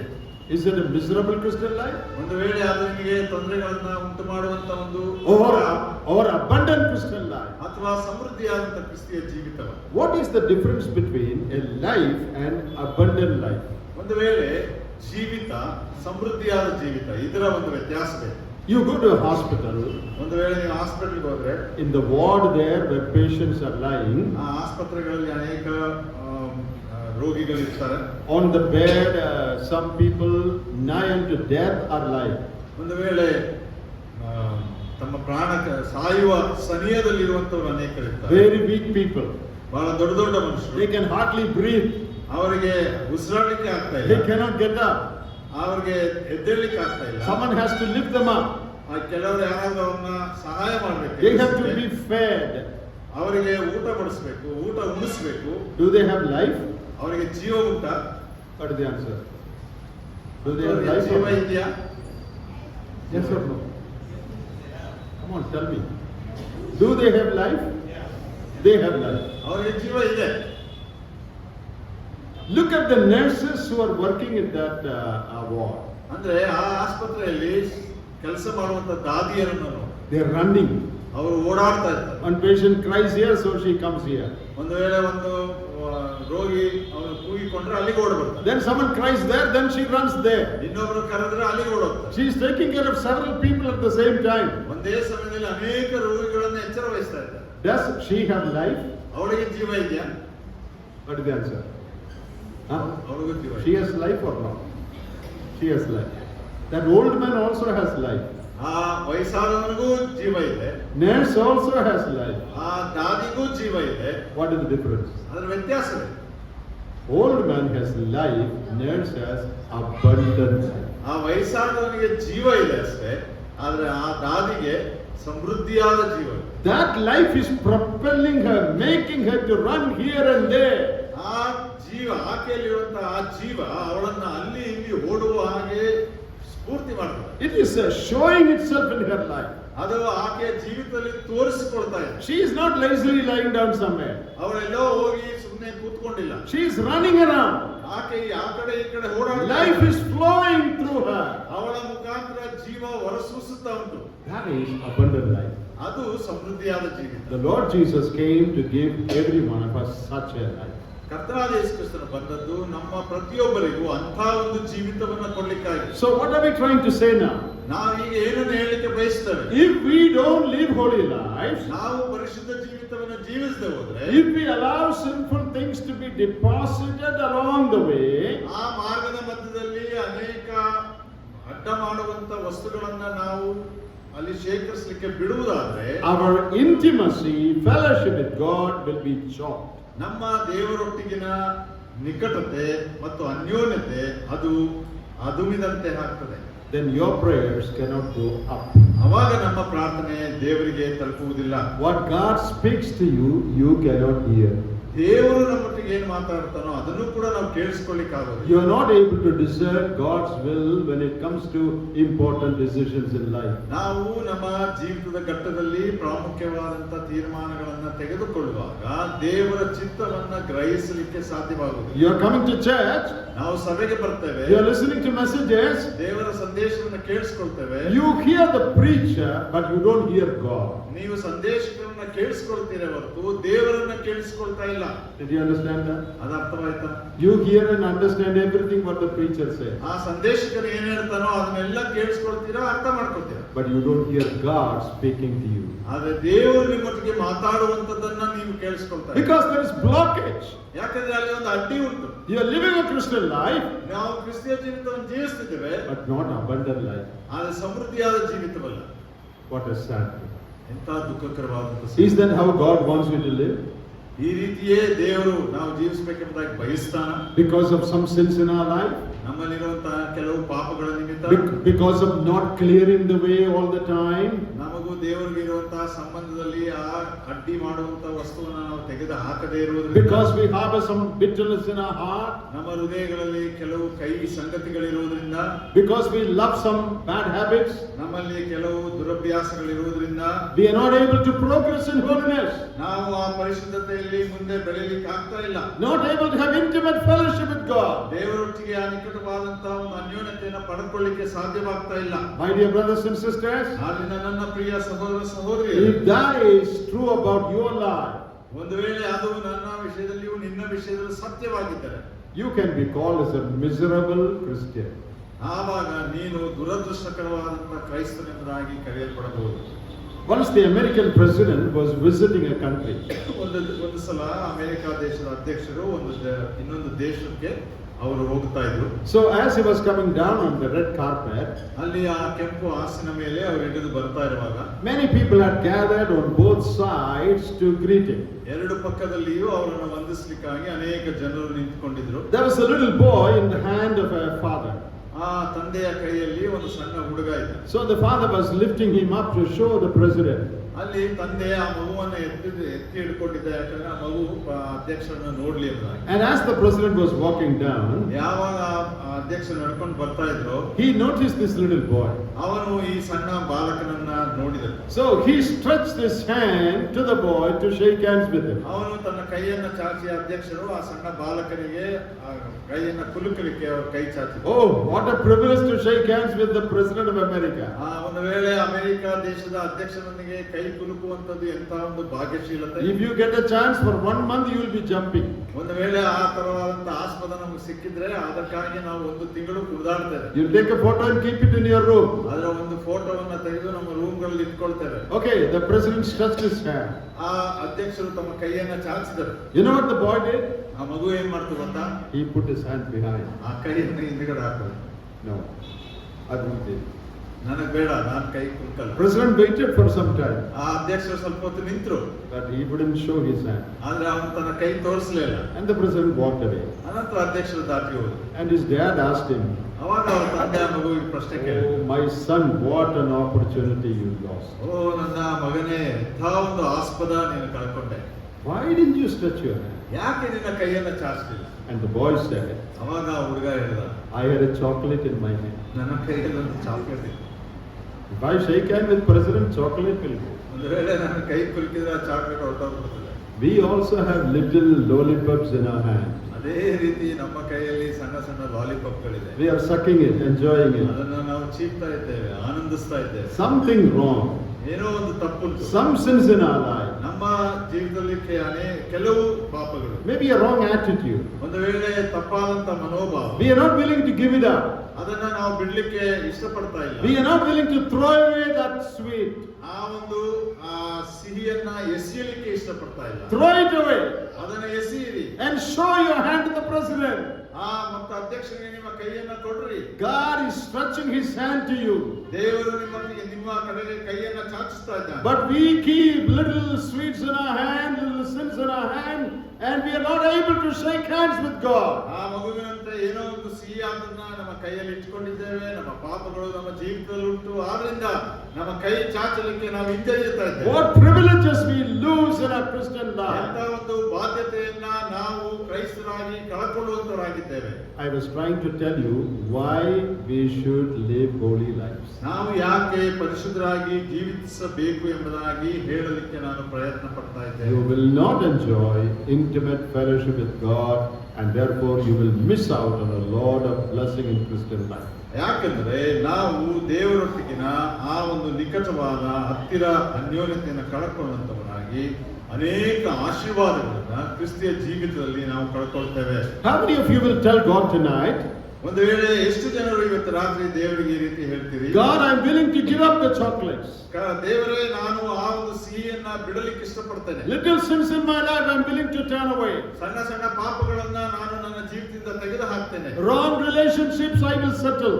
ತಪ್ಪಾದಂತ ಸಂಬಂಧಗಳನ್ನ ನಾನು ಸರಿಪಡಿಸಿಕೊಳ್ತೇನೆ. I will forgive all unforgiving spirits. ನಾನು ಎಲ್ಲರಿಗೂ ಯಾರು ತಪ್ಪು ಮಾಡಿದಾರೋ ಅಥವಾ ಎಲ್ಲಾ ತಪ್ಪುಗಳನ್ನ ನಾನು ಕ್ಷಮಿಸ್ತೇನೆ. I will give up all wrong habits. ನನ್ನ ಎಲ್ಲಾ ದುರಭ್ಯಾಸಗಳನ್ನ ಬಿಟ್ಟು ಬಿಡ್ತೇನೆ. I will shake hands with you. ನಾನು ನಿನ್ನೊಟ್ಟಿಗೆ ಕೈಯನ್ನ ಕುಲುಕುತ್ತೇನೆ. I want to enjoy the abundant Christian life you have promised. ನೀನು ನನಗೆ ವಾಗ್ದಾನ ಮಾಡಿದಂತ ಸಮೃದ್ಧಿಯ ಕ್ರಿಸ್ತಿಯ ಜೀವಿತವನ್ನ ಆನಂದಿಸಲಿಕ್ಕೆ ಇಷ್ಟಪಡ್ತೇನೆ. How many of you will tell that to God? ಇವತ್ತು ಎಷ್ಟು ಜನರು ದೇವರಿಗೆ ಮಾತನ್ನು ಹೇಳಲಿಕ್ಕೆ ಸಿದ್ಧರಿದ್ದೀರಾ? Paul says, ಪೌಲನು ಹೇಳ್ತಾನೆ, you are already holy, ನೀವು ಆಗಲೇ ಶುದ್ಧರಾಗಿದ್ದೀರಾ. but as you live in this unholy world, ಆದ್ರೆ ಈ ಅಪರಿಶುದ್ಧ ಲೋಕದಲ್ಲಿ ಜೀವಿಸುವಾಗ it is possible that so much of defilement can come upon you. ಅನೇಕ ಅಶುದ್ಧತೆಗಳು ನಮ್ಮ ಜೀವಿತದಲ್ಲಿ ಪ್ರವೇಶ. So you should cleanse yourself. ಸಾಧ್ಯತೆ ಉಂಟು. ಆದದರಿಂದ ನಾವು ನಮ್ಮನ್ನ ಪರಿಶುದ್ಧಗೊಳಿಸಬೇಕು. And perfect in holiness in your day-to-day life. ದಿನನಿತ್ಯದ ಪರಿಶುದ್ಧ ಜೀವಿತದಲ್ಲಿ ಸಂಪೂರ್ಣರಾಗಿರಬೇಕು. So the first one is positional holiness, and the second one is practical holiness. ಮೊದಲನೇದು ಸ್ಥಾನೀಯ ಪರಿಶುದ್ಧತೆ, ಎರಡನೆಯದು ಪ್ರಾಯೋಗಿಕವಾದ ಪರಿಶುದ್ಧತೆ. Okay, let's get back to that verse again. ಮತ್ತೆ ಆ ದೇವರ ವಾಕ್ಯಕ್ಕೆ ಬರೋಣ. 2 ಕೊರಿಂಥ 7ನೇ ಅಧ್ಯಾಯ 1ನೇ ವಚನ. You know, that verse begins by saying, having these promises. ಇಲ್ಲಿ ಆ ವಾಕ್ಯ ಈ ರೀತಿ ಪ್ರಾರಂಭಿಸುತ್ತದೆ, ಈ ವಾಗ್ದಾನಗಳು ನಮಗಿರುವುದರಿಂದ. Because we have these promises, ನಮಗೆ ಈ ವಾಗ್ದಾನಗಳಿರುವುದರಿಂದ we should perfect holiness. ಆದ್ರಿಂದ ಅವನು ಪರಿಪೂರ್ಣನಾಗಿರಬೇಕು ಪರಿಶುದ್ಧತೆ. Oh, which are the promises? ಆ ವಾಗ್ದಾನಗಳು ಯಾವುವು? If you read the verses about this, ಈ 7ನೇ ಅಧ್ಯಾಯ 1ನೇ ವಚನದ ಮೇಲ್ಭಾಗದ ವಾಕ್ಯಗಳನ್ನು ಓದಿದರೆ, that is last verses of chapter 6. ಒಂದು ವೇಳೆ 6ನೇ ಅಧ್ಯಾಯದ ಕಡೆ ವಚನ 18ನೇ ವಚನ. Originally when this was written, there was no division of chapter or verses. Originally when it was written, no division of chapter. ಮೂಲವಾಗಿ ಸತ್ಯವೇದ ಬರೆಯಲ್ಪಟ್ಟಾಗ ಈ ರೀತಿಯಾದಂತಹ ಅಧ್ಯಾಯಗಳು ಮತ್ತು ವಚನಗಳು ಇರಲಿಲ್ಲ. So it was like a continuation. ಅದು ಒಂದು ವೇಳೆ ಒಂದರ ನಂತರ ಮುಂದೆ ಹೋಗುವಂತದ್ದಾಗಿತ್ತು. But now for the sake of easy understanding, we divide it into chapters and verses. ಆದರೆ ನಮಗೆ ಅದು ಬಹಳ ಸುಲಭವಾಗಿ ಅರ್ಥವಾಗುವಂತೆ ಅಧ್ಯಾಯಗಳು ಮತ್ತು ವಾಕ್ಯಗಳಾಗಿ ವಿಂಗಡಿಸಲ್ಪಟ್ಟಿದೆ. Because we have these promises. ನಮಗೆ ಈ ವಾಗ್ದಾನಗಳು ಇರುವುದರಿಂದ. Which are those promises? ಆ ವಾಗ್ದಾನಗಳು ಯಾವುವು? That you see in chapter 6, starting from verse 16. ನಾವು ಅದನ್ನ 6ನೇ ಅಧ್ಯಾಯ 16ನೇ ವರ್ಷದಿಂದ ಪ್ರಾರಂಭವಾಗುವುದನ್ನು ನೋಡ್ತೇವೆ. There are 5 promises that God makes with his children. ದೇವರು ತನ್ನ ಮಕ್ಕಳೊಂದಿಗೆ 5 ವಾಗ್ದಾನಗಳನ್ನು ಮಾಡಿಕೊಂಡಿದ್ದಾನೆ. These are the promises referred to in 7:1. ಅದೇ ಆ ವಾಗ್ದಾನಗಳ ಕುರಿತೇ 7ನೇ ಅಧ್ಯಾಯ 1ನೇ ವರ್ಷದಲ್ಲಿ ಹೇಳಲ್ಪಟ್ಟಿರೋದು. Let us look at those 5 promises. ಆ 5 ವಾಗ್ದಾನಗಳನ್ನು ನೋಡುವಂತವರಾಗಿರೋದು. Number 1. ಮೊದಲನೇದು, I will dwell in them. Look at your Bible. ನಿಮ್ಮ ಸತ್ಯವೇದಗಳನ್ನ ತಿರುಗಿಸಿ ನೋಡ್ರಿ. In verse- ನಾನು ಅವರಲ್ಲಿ ವಾಸಿಸುತ್ತಾ 16ನೇ ವರ್ಷದ ಮುಂದಿನ ಭಾಗ. I will dwell in them. ನಾನು ಅವರಲ್ಲಿ ವಾಸಿಸುತ್ತಾ, That is promise of God's indwelling. ಅದು ದೇವರು ನಮ್ಮಲ್ಲಿ ನೆಲೆಸುವಂತದರ ಕುರಿತಿರುವಂತ ವಾಗ್ದಾನ. So we can call it promise of divine indwelling, God living in us. ಆದ್ರಿಂದ ಅದನ್ನ ನಾವು ಒಂದು ವೇಳೆ ದೈವಿಕವಾದ ದೇವರು ನಮ್ಮಲ್ಲಿ ನೆಲೆಗೊಂಡಿರುವಂತ ಒಂದು ವಾಗ್ದಾನ ಎಂಬುದಾಗಿ This is the ಕರೆಯಬಹುದು. first promise. ಇದು ಮೊದಲನೇ ವಾಗ್ದಾನ. God says, I will dwell in you. ದೇವರು ಹೇಳ್ತಾನೆ, ನಾನು ನಿಮ್ಮಲ್ಲಿ ನೆಲೆಗೊಳ್ತೇನೆ. Who is this I? ನಾನು ಎಂಬುದಾಗಿರುವಂತದ್ದು ಯಾರು? Holy God. ಪರಿಶುದ್ಧ ದೇವರು. We were unholy before we were saved, ನಾವು ರಕ್ಷಿಸಲ್ಪಡುವುದಕ್ಕಿಂತ ಮೊದಲು ಅಪರಿಶುದ್ಧರಾಗಿ, but He cleansed us. ಆದ್ರೆ ಆತನು ನಮ್ಮನ್ನು ಶುದ್ಧಗೊಳಿಸಿದ್ದಾನೆ. So we have become holy. ನಾವು ಆದ್ರಿಂದ ಪರಿಶುದ್ಧರಾಗಿದ್ದೇವೆ. Now, holy God lives in my heart. ಈಗ ಆ ಪರಿಶುದ್ಧ ದೇವರು ನನ್ನ ಹೃದಯದಲ್ಲಿ ವಾಸಿಸ್ತಾನೆ. I will dwell in you. ನಾನು ನಿನ್ನಲ್ಲಿ ವಾಸಿಸ್ತೇನೆ. Are we conscious of that? ಅದರ ಕುರಿತು ನಾವು ಗಮನ ಇಟ್ಟವರಾಗಿದ್ದೇವೆಯಾ? Are we conscious that a holy God is living in me? ನಮಗೆ ಗಮನ ಉಂಟಾ ಆ ಪರಿಶುದ್ಧ ದೇವರು ನನ್ನಲ್ಲಿ ವಾಸಿಸ್ತಾ ಇದ್ದಾನೆ? You know, God lives in us in the person of the Holy Spirit. ನಾವು ದೇವರು ನಮ್ಮಲ್ಲಿ ವಾಸಿಸುವಂತದ್ದನ್ನ ಪವಿತ್ರಾತ್ಮನ ವ್ಯಕ್ತಿತ್ವದಲ್ಲಿ ನಾವು ನೋಡ್ತೇವೆ. What is His name? ಆತನ ಹೆಸರೇನು? Holy Spirit. ಆತನು ಪರಿಶುದ್ಧ ಆತ್ಮನು. So, Holy God, Holy Spirit lives in me. ಆದ್ರಿಂದ ಪರಿಶುದ್ಧ ದೇವರು ಪವಿತ್ರ ಆತ್ಮನು ನಮ್ಮಲ್ಲಿ ವಾಸಿಸ್ತಾನೆ. Therefore, ಆದುದರಿಂದ I should progress in holiness. ನಾನು ಆ ಪರಿಶುದ್ಧತೆಯಲ್ಲಿ ಬೆಳೆಯುತ್ತಾ ಹೋಗಬೇಕು. Second promise. ಎರಡನೇ ಒಂದು ವಾಗ್ದಾನ, And walk among them. ಅನಂತರ ನಿಮ್ಮ ಮಧ್ಯೆ ನಡೆದಾಡುವೆನು, ತಿರುಗಾಡುವೆನು. That is a promise of God's presence with us. ಅದು ದೇವರ ಪ್ರಸನ್ನತೆ ನಮ್ಮ ಮಧ್ಯದಲ್ಲಿ ಇರುವಂತಹ ಒಂದು ವಾಗ್ದಾನ. I will walk with you means I will be always present with you. ನಿಮ್ಮ ಮಧ್ಯದಲ್ಲಿ ತಿರುಗಾಡುವೆನು ಎಂದ ಹೇಳುವಾಗ ಯಾವಾಗಲೂ ನಿಮ್ಮ ಜೊತೆಯಲ್ಲಿ ಇರುತ್ತೇನೆ ಎಂಬುದಾಗಿ. Divine presence promise. ಅಂದ್ರೆ ದೈವಿಕವಾದಂತಹ ಪ್ರಸನ್ನತೆ. God is always with us. ದೇವರು ಯಾವಾಗಲೂ ನಮ್ಮೊಟ್ಟಿಗಿದ್ದಾನೆ. Do we realize that? ಅದನ್ನು ನಾವು ಅರ್ಥ ಮಾಡ್ಕೊಳ್ತೇವಾ? When we are alone at home, ನಾವು ಮನೆಯಲ್ಲಿ ಒಂಟಿಗರಾಗಿರುವಾಗ He is with us. ನಮ್ಮೊಟ್ಟಿಗಿದ್ದಾನೆ. When we are on our way, He is with us. ನಾವು ದಾರಿಯಲ್ಲಿ ನಡೆದಾಡುವಾಗ ನಮ್ಮೊಟ್ಟಿಗಿದ್ದಾನೆ. When we are in the office, He is with us. ನಾವು ನಮ್ಮ ಕಚೇರಿಗಳಲ್ಲಿ ಕೆಲಸ ಮಾಡುವಾಗ When we are in the kitchen, He is with us. ಅನಂತರ ನಾವು ನಮ್ಮ ಅಡಿಗೆ ಮನೆಯಲ್ಲಿ ಕೆಲಸ ಮಾಡುವಾಗ I will be present with you all the time. ಯಾವಾಗಲೂ ನಿಮ್ಮೊಟ್ಟಿಗೆ ನಾನು ಇರುತ್ತೇನೆ. Therefore, we should progress in holiness. ಆದುದರಿಂದ ನಮ್ಮ ಪರಿಶುದ್ಧತೆಯಲ್ಲಿ ನಾವು ಬೆಳೆಯಬೇಕು. Because Holy God is present. ಯಾಕಂದ್ರೆ ಪರಿಶುದ್ಧ ದೇವರ ಪ್ರಸನ್ನತೆ ನಮ್ಮ ಮಧ್ಯದಲ್ಲಿದೆ. And the third promise. ಮೂರನೇ ಒಂದು ವಾಗ್ದಾನ, I will be their God and they shall be my people. ನಾನು ಅವರಿಗೆ ದೇವರಾಗಿರುವೆನು, ಅವರು ನನಗೆ ಪ್ರಜೆಯಾಗಿರುವರು. That is a covenant. ಅದು ಒಂದು ವಾಗ್ದಾನವಾಗಿದೆ. So the promise of divine covenant. ಆ ಒಂದು ದೈವಿಕವಾದಂತಹ ಒಂದು ವಾಗ್ದಾನ. It's a promise of divine covenant. See, I will be your God, you will be my people. That's a covenant relationship. ದೇವರ ಒಂದು ಸಂಬಂಧದ ಒಂದು ವಾಗ್ದಾನವನ್ನು ಅಲ್ಲಿ ಹೇಳುವಂಥದ್ದು ಏನಂದ್ರೆ, ನಾನು ಅವರಿಗೆ ದೇವರಾಗಿರುವೆನು, ಅವರು ನನಗೆ ಪ್ರಜೆಯಾಗಿರುವರು. So God has made a deal with us. ದೇವರು ನಮ್ಮೊಂದಿಗೆ ಒಂದು ವ್ಯವಹಾರವನ್ನ ಮಾಡ್ತಾ ಇದ್ದಾನೆ. That is called covenant. I will be your God, you will be my people. ಅದೇ ಆ ವಾಗ್ದಾನ ಏನಂದ್ರೆ, ನಾನು ನಿಮ್ಮ ದೇವರಾಗಿರುವೆನು, ಅವರು ನನಗೆ ಪ್ರಜೆಯಾಗಿರುವರು. So we will call it a promise of divine covenant. ಆದ್ರಿಂದ ಅದನ್ನ ನಾವು ದೇವರು ಮಾಡಿರುವಂತಹ ಒಂದು ದೈವಿಕವಾದ ವಾಗ್ದಾನ ಎಂಬುದಾಗಿ ಕರೀಬಹುದು. And fourth one. ನಾಲ್ಕನೇದು, That again is in verse 16. 16ನೇ ವರ್ಷದಲ್ಲಿ I will maybe in English it is verse 17, I will receive you. ನಾನು ನಿಮ್ಮನ್ನ ಸ್ವೀಕರಿಸ್ತೇನೆ.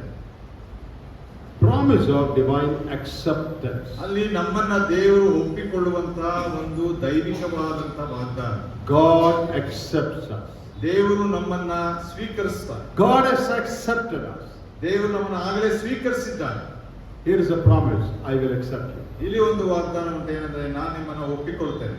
Then there is another promise. ಇನ್ನೊಂದು ವಾಗ್ದಾನ ಇದೆ, I will be a father to you, you shall be my sons and daughters. ನಾನು ನಿಮಗೆ ತಂದೆಯಾಗಿರುವೆನು, ನೀವು ನನಗೆ ಮಕ್ಕಳಾಗಿರುವಿರಿ, ಕುಮಾರ ಕುಮಾರಿಯರಾಗಿರುವಿರಿ. 18ನೇ ವರ್ಷ.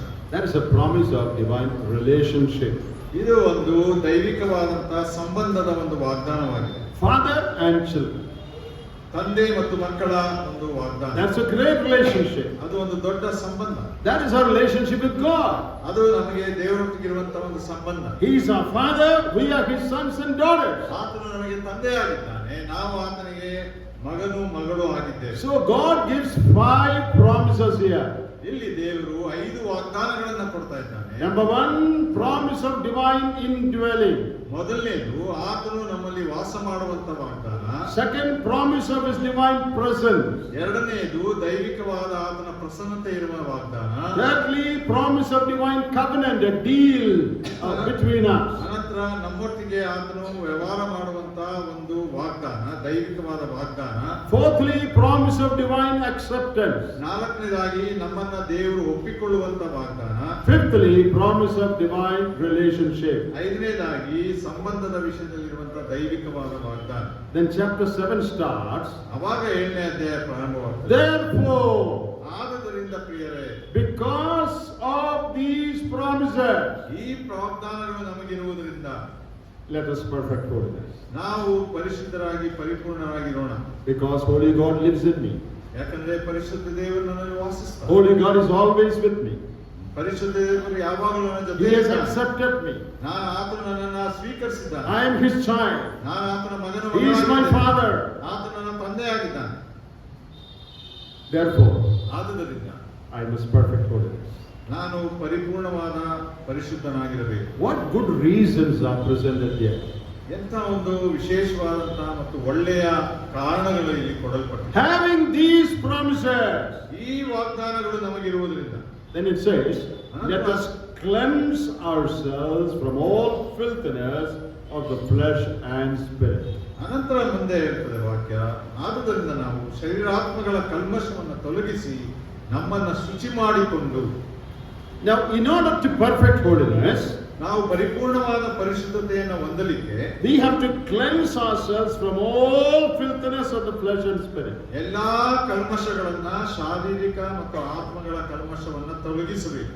What is defilement? ಆ ಒಂದು ಅಶುದ್ಧತೆ ಅಂದ್ರೆ ಏನು?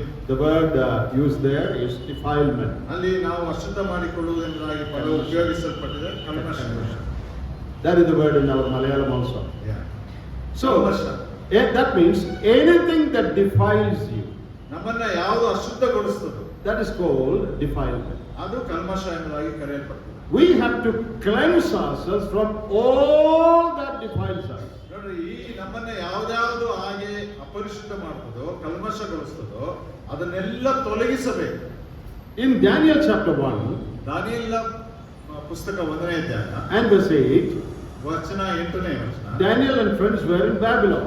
ದಾನಿಯೇಲನು ಮತ್ತು ಆತನ ಮಿತ್ರರು Babel ದೇಶದಲ್ಲಿದ್ದರು. They were given food given to the king, royal food. ಅಲ್ಲಿ ರಾಜ ವಂಶಸ್ಥರಿಗೆ ಕೊಡಲ್ಪಡುವಂತ ಆಹಾರ ಅವರಿಗೂ ಕೊಡಲ್ಪಡ್ತಾ ಇತ್ತು. And they said, oh, we cannot eat this. ಅವಾಗ ದಾನಿಯೇಲನ ಮಿತ್ರ ಹೇಳಿದ್ರು, ಇಲ್ಲ, ನಾವು ಇದನ್ನ ತಿನ್ನಲಿಕ್ಕೆ ಸಾಧ್ಯವಿಲ್ಲ. Not because it was not tasty. ಅಂದ್ರೆ ಅದು ರುಚಿಕರವಾಗಿಲ್ಲ ಎಂಬುದಾಗಲ್ಲ. It must be very tasty because it is king's food. ಯಾಕಂದ್ರೆ ಅದು ಅರಸನಿಗೆ ಕೊಡುವಂತ ಭೋಜನವಾಗಿದ್ದರಿಂದ ಬಹಳ ರುಚಿಕರವಾಗಿರ್ತದೆ. But being Jews, they had some dietary laws in the book of Leviticus. ಆದರೆ ಅವರು ಯಹೂದ್ಯರಾಗಿದ್ದರಿಂದ ಯಾಜಕಕಾಂಡ ಪುಸ್ತಕದಲ್ಲಿ ಅವರಿಗೆ ಆಹಾರಗಳ ಕುರಿತು ಕೆಲವು ಶಾಸ್ತ್ರಗಳು.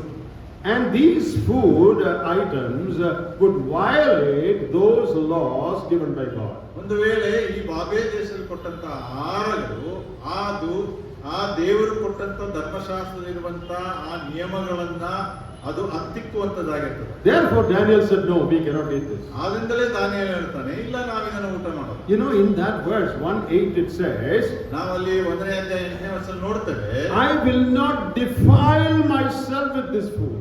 ನಾನು ಈ ಆಹಾರವನ್ನು ಊಟ ಮಾಡಿ ನನ್ನನ್ನೇ ಅಶುದ್ಧ ಮಾಡಿಕೊಳ್ಳಲಾರೆ. I will not defile myself. ನಾನು ನನ್ನನ್ನು ಅಶುದ್ಧ ಮಾಡಿಕೊಳ್ಳಲಾರೆ. Anything that makes you unholy, ಯಾವುದಾದರೂ ವಿಷಯ ನಿಮ್ಮನ್ನು ಅಪರಿಶುದ್ಧಗೊಳಿಸುವುದಾದರೆ you should cleanse it. ನೀವು ಅದನ್ನ ಶುದ್ಧಗೊಳಿಸಿಕೊಳ್ಳಬೇಕು. You know what makes you unholy. ನಮಗೆ ಗೊತ್ತುಂಟು ನಮ್ಮನ್ನ ಯಾವುದು ಅಶುದ್ಧಗೊಳಿಸ್ತದೆ ಅಂತ. In your thoughts, in your attitudes, you know what defiles you. ನಮ್ಮ ಆಲೋಚನೆಗಳು, ನಮ್ಮ ಭಾವನೆಗಳು, ನಮಗೆ ಗೊತ್ತುಂಟು ನಮ್ಮನ್ನ ಯಾವುದು ಕಲ್ಮಶಗೊಳಿಸ್ತದೆ ಅಂತ. Two things are specifically mentioned here. ಇಲ್ಲಿ ಸ್ಪಷ್ಟವಾಗಿ ಎರಡು ವಿಷಯಗಳು ಬರೆಯಲ್ಪಟ್ಟಿದೆ. Filthiness of the flesh and spirit. ಶರೀರ ಮತ್ತು ಆತ್ಮಗಳ ಕಲ್ಮಶ. What is the filthiness of the flesh? ಶರೀರದ ಕಲ್ಮಶವೇ. That is, sins you commit in your body. ನಮ್ಮ ಶರೀರಗಳ ಮುಖಾಂತರ ನಾವು ಮಾಡುವಂತ ಪಾಪ. For example, ಒಂದು ಉದಾಹರಣೆಯಾಗಿ David committed adultery with Bathsheba. ಬೆತ್ಷೆಬಳೊಂದಿಗೆ ದಾವೀದನು ವ್ಯಭಿಚಾರವನ್ನ ಮಾಡಿದ. That is sin in the body, in the flesh. ಅದು ಶರೀರದಲ್ಲಾದಂತ ಪಾಪ. Once David counted his army in the book of Chronicles. ನಾವು ಪೂರ್ವಕಾಲ ವೃತ್ತಾಂತ ನೋಡ್ತೇವೆ, ದಾವೀದನು ಒಂದು ಸಲ ತನ್ನ ಸೈನ್ಯ ಎಷ್ಟು ಸಂಖ್ಯೆ ಇದೆ ಎಂಬುದಾಗಿ ಎಣಿಸ್ತಾನೆ. And his assistant Joab said, "Sir, don't count. No need to count." ಆತನ ಸಹಾಯಕನಾದಂತ ಯೋವಾಬನು ಹೇಳ್ತಾನೆ, ದಾವೀದನೇ ಅರಸನೇ, ಎಣಿಸುವಂತ ಅವಶ್ಯಕತೆ ಇಲ್ಲ. Maybe David was proud. That may be the reason why he decided to count. ಒಂದು ವೇಳೆ ದಾವೀದನು ತನ್ನಲ್ಲಿದ್ದಂತ ದೊಡ್ಡ ಸ್ಥಿತಿಯ ಮುಖಾಂತರ ಅದನ್ನ ಎಣಿಸಲಿಕ್ಕೆ ಆತನ ಇಷ್ಟಪಡ್ತಾನೆ. And David said, "Just listen to what I say and count the people." ಅವಾಗ ದಾವೀದನು ಹೇಳ್ತಾನೆ, ನಾನು ಹೇಳುವುದನ್ನ ಕೇಳು, ನೀನು ನನ್ನ ಸೈನ್ಯವನ್ನ ಎಣಿಸು. And David sinned. ಅವಾಗ ದಾವೀದನು ಪಾಪ ಮಾಡಿದನೆಂಬುದಾಗಿ ನೋಡ್ತೇವೆ. God's punishment fell on him and 70,000 people were killed. ದೇವರ ಒಂದು ಶಿಕ್ಷೆ ಆತನ ಮೇಲೆ ಬೀಳುವಾಗ 70,000 ಜನರು ಕೊಲ್ಲಲ್ಪಟ್ಟರು. David didn't do anything with his body. ಆತನು ಅಲ್ಲಿ ಶರೀರದಲ್ಲಿ ಯಾವುದೇ ತಪ್ಪನ್ನ ಮಾಡಲಿಲ್ಲ. He sinned in the spirit. ಅಲ್ಲಿ ಆತನು ತನ್ನ ಆತ್ಮದಲ್ಲಿ ಪಾಪವನ್ನು ಮಾಡಿದ. First, he sinned in his body. ಮೊದಲು ತನ್ನ ಶರೀರದಲ್ಲಿ ಪಾಪ ಮಾಡಿದ. And then he sinned in the spirit. ಅನಂತರ ತನ್ನ ಆತ್ಮನ ಮುಖಾಂತರ ಆತನು ಪಾಪವನ್ನು ಮಾಡಿದ. Think of the prodigal son.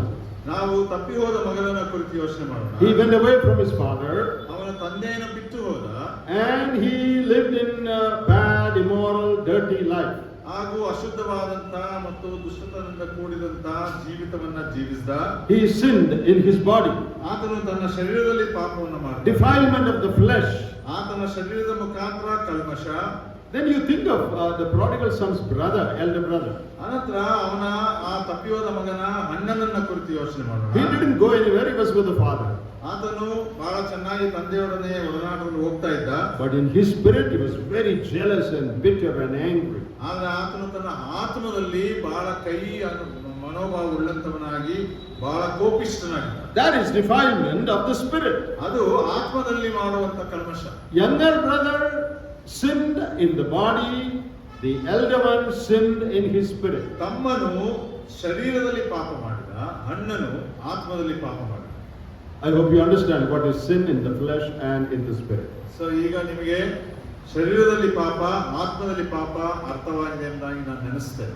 God wants us to cleanse ourselves from both these kinds of sins. ಆಗ ದೇವರು ನಮ್ಮನ್ನ ಪರಿಶುದ್ಧಗೊಳಿಸಲಿಕ್ಕೆ ಈ ಎರಡು ವಿಷಯಗಳಲ್ಲಿಯೂ ಪರಿಶುದ್ಧಗೊಳಿಸಲಿಕ್ಕೆ ಇಷ್ಟಪಡ್ತಾನೆ. No sinning in the body. ಶರೀರದಲ್ಲಿ ಪಾಪ ಮಾಡಬಾರದು. We should not sin in our spirit also. ನಮ್ಮ ಆತ್ಮದಲ್ಲಿ ಕೂಡ ನಾವು ಪಾಪ ಮಾಡಬಾರದು. You know, we are a bit careful about sins in the body. ನಮ್ಮ ಶರೀರದ ಪಾಪದ ವಿಷಯದಲ್ಲಿ ನಾವು ಬಹಳ ಎಚ್ಚರಿಕೆ ವಹಿಸಬೇಕು. But many of us are not careful about sinning in the spirit. ಆದರೆ ನಾವು ಆತ್ಮದಲ್ಲಿ ಮಾಡುವಂತ ಪಾಪಗಳ ಕುರಿತು ಎಚ್ಚರಿಕೆಯನ್ನು ವಹಿಸೋದಿಲ್ಲ. Anger. ಒಂದು ವೇಳೆ ಕೋಪ, it's a sin in the spirit. ಅದು ಆತ್ಮದಿಂದ ಮಾಡುವಂತ ಪಾಪ. Unforgiving spirit. ನಾವು ಒಂದು ವೇಳೆ ಕ್ಷಮಿಸಲಾರದಂತ ಆತ್ಮ. Spirit of revenge. ಒಂದು ವೇಳೆ ಪ್ರತಿಕಾರ ಸಲ್ಲಿಸುವಂತ ಆತ್ಮ. Jealousy towards others. ಒಂದು ವೇಳೆ ಹೊಟ್ಟೆ ಕಿಚ್ಚು ಪಡುವಂತ ಆತ್ಮ. These are all sins in the spirit. You don't do anything with your body, but with your mind. ಇವೆಲ್ಲವೂ ಕೂಡ ನಮ್ಮ ಆತ್ಮಗಳ ಮೂಲಕ ಮಾಡುವಂತ ಆಗುವಂತದ್ದು ಅದು ನಮ್ಮ ಶರೀರದಿಂದ ಆಗುವಂತದ್ದಲ್ಲ, ನಮ್ಮ ಮನಸ್ಸಿನಿಂದ ಆಗುವಂತ ಸಂಗತಿಗಳು. Are we careful about those sins? ಈ ಪಾಪಗಳ ಕುರಿತು ನಾವು ಎಚ್ಚರಿಕೆಯಿಂದ ಇದ್ದೇವೆಯಾ? You may not sin with your body, ನಾವು ನಮ್ಮ ಶರೀರದಿಂದ ಪಾಪ ಮಾಡದೆ ಇರಬಹುದು, but what about your spirit? ಆದರೆ ಆತ್ಮದ ವಿಷಯವೇನು? Wrong imaginations, ನಾವು ತಪ್ಪಾದ ಕಲ್ಪನೆಗಳು, wrong thoughts in your mind, ಅನೇಕ ತಪ್ಪಾದ ಯೋಚನೆಗಳು, ನಮ್ಮ wrong attitudes towards others. ಬೇರೆಯವರ ಕುರಿತು ನಮ್ಮಿರುವಂತಹ ತಪ್ಪಾದ ಮನೋಭಾವ, They are all sins in the spirit. ಅವೆಲ್ಲವೂ ಕೂಡ ಆತ್ಮದಲ್ಲಿ ಮಾಡುವಂತ ಪಾಪ. How many believers take these sins in the spirit seriously? ನಾವು ಎಷ್ಟು ವಿಶ್ವಾಸಿಗಳು ಈ ಆತ್ಮದಲ್ಲಿ ಮಾಡುವ ಪಾಪಗಳ ಕುರಿತು ಬಹಳ ಗಂಭೀರವಾಗಿ ಪರಿಗಣಿಸ್ತೇವೆ? How many of you cleanse yourself from these things every day? ನಾವು ಪ್ರತಿನಿತ್ಯ ಎಷ್ಟು ಜನರು ಈ ಸಂಗತಿಗಳಿಂದ ನಾವು ಶುದ್ಧ ಮಾಡಿಕೊಳ್ತೇವೆ? Lord, I was jealous of that brother. Please forgive me. I confess it. ಕರ್ತನೇ, ನಾನು ಆ ಸಹೋದರನ ಕುರಿತು ಬಹಳ ಹೊಟ್ಟೆ ಕಿಚ್ಚುಪಟ್ಟೆ, ನನ್ನನ್ನು ಕ್ಷಮಿಸು. Lord, a bitter thought came in my heart toward that sister. ಕರ್ತನೇ, ಆ ಸಹೋದರಿಯ ಕುರಿತು ನನ್ನಲ್ಲಿ ಒಂದು ಕಹಿಯಾದಂತ ಆಲೋಚನೆಗಳು ಹುಟ್ಟಿಕೊಂಡು I confess it, Lord. ನಾನು ನಿನ್ನಲ್ಲಿ ಒಪ್ಪಿಕೊಳ್ತೇನೆ. How many of you do this? ನಾವು ಎಷ್ಟು ಜನ ಮಾಡ್ತೇವೆ In your day-to-day life, ನಿಮ್ಮ ದಿನನಿತ್ಯ ಜೀವಿತದಲ್ಲಿ? when your mind is polluted, ನಮ್ಮ ಮನಸ್ಸು ಕಲ್ಮಶಗೊಂಡಾಗ how many of you confess and cleanse yourself? ನಾವು ಎಷ್ಟು ಜನರು ಅದನ್ನ ಒಪ್ಪಿಕೊಂಡು ನಮ್ಮನ್ನ If ಪರಿಶುದ್ಧಗೊಳಿಸಿಕೊಂಡು, you sin with your body, you would confess. ನಾವು ಒಂದು ವೇಳೆ ಶರೀರದಲ್ಲಿ ತಪ್ಪು ಮಾಡಿದ್ರೆ, ಪಾಪ ಮಾಡಿದ್ರೆ ನಾವು ಅದನ್ನು ಒಪ್ಪಿಕೊಳ್ತೇವೆ. But if you sin with your mind, ಆದ್ರೆ ನಮ್ಮ ಆತ್ಮದಲ್ಲಿ ಪಾಪ ಮಾಡುವ, do you take it seriously and confess it to God? ನಾವು ನಿಜವಾಗ್ಲೂ ಗಂಭೀರವಾಗಿ ಅದನ್ನು ಪರಿಗಣಿಸಿ ದೇವರಲ್ಲಿ ಒಪ್ಪಿಕೊಳ್ತೇವಾ? In order to perfect holiness, ಆ ಪರಿಶುದ್ಧವಾದಂತಹ ಪರಿಪೂರ್ಣತೆ ಹೊಂದಿಕೊಳ್ಳಿಕ್ಕಾಗಿ we have to cleanse ourselves of all sins in the body and spirit. ನಾವು ನಮ್ಮ ಶರೀರದಲ್ಲಿಯೂ ಆತ್ಮದಲ್ಲಿಯೂ ಇರುವ ಎಲ್ಲಾ ಪಾಪಗಳನ್ನ ಒಪ್ಪಿಕೊಳ್ಳುವವರಾಗಿರಬೇಕು. There is another usage there. ಅಲ್ಲಿ ಇನ್ನೊಂದು ಉಪಯೋಗವಿದೆ. Let us cleanse ourselves. ನಾವು ನಮ್ಮನ್ನೇ ಶುಚಿ ಮಾಡಿಕೊಂಡು. It is not talking about God cleansing us. ಅಲ್ಲಿ ನಾವು ನೋಡುವಾಗ ಈ ವಾಕ್ಯದಲ್ಲಿ ದೇವರು ನಮ್ಮನ್ನ ಪರಿಶುದ್ಧಗೊಳಿಸ್ತಾ ಇಲ್ಲ. That's a different thing. ಅದು ಒಂದು ಪ್ರತ್ಯೇಕವಾದ ವಿಷಯ. Here it says, let us cleanse ourselves. ಇಲ್ಲಿ ಈಗ ಹೇಳ್ತದೆ, ನಮ್ಮನ್ನು ನಾವು ಶುಚಿ ಮಾಡಿಕೊಳ್ಳೋಣ. Do we do that? ನಾವು ಅದನ್ನ ಮಾಡ್ತೇವಾ?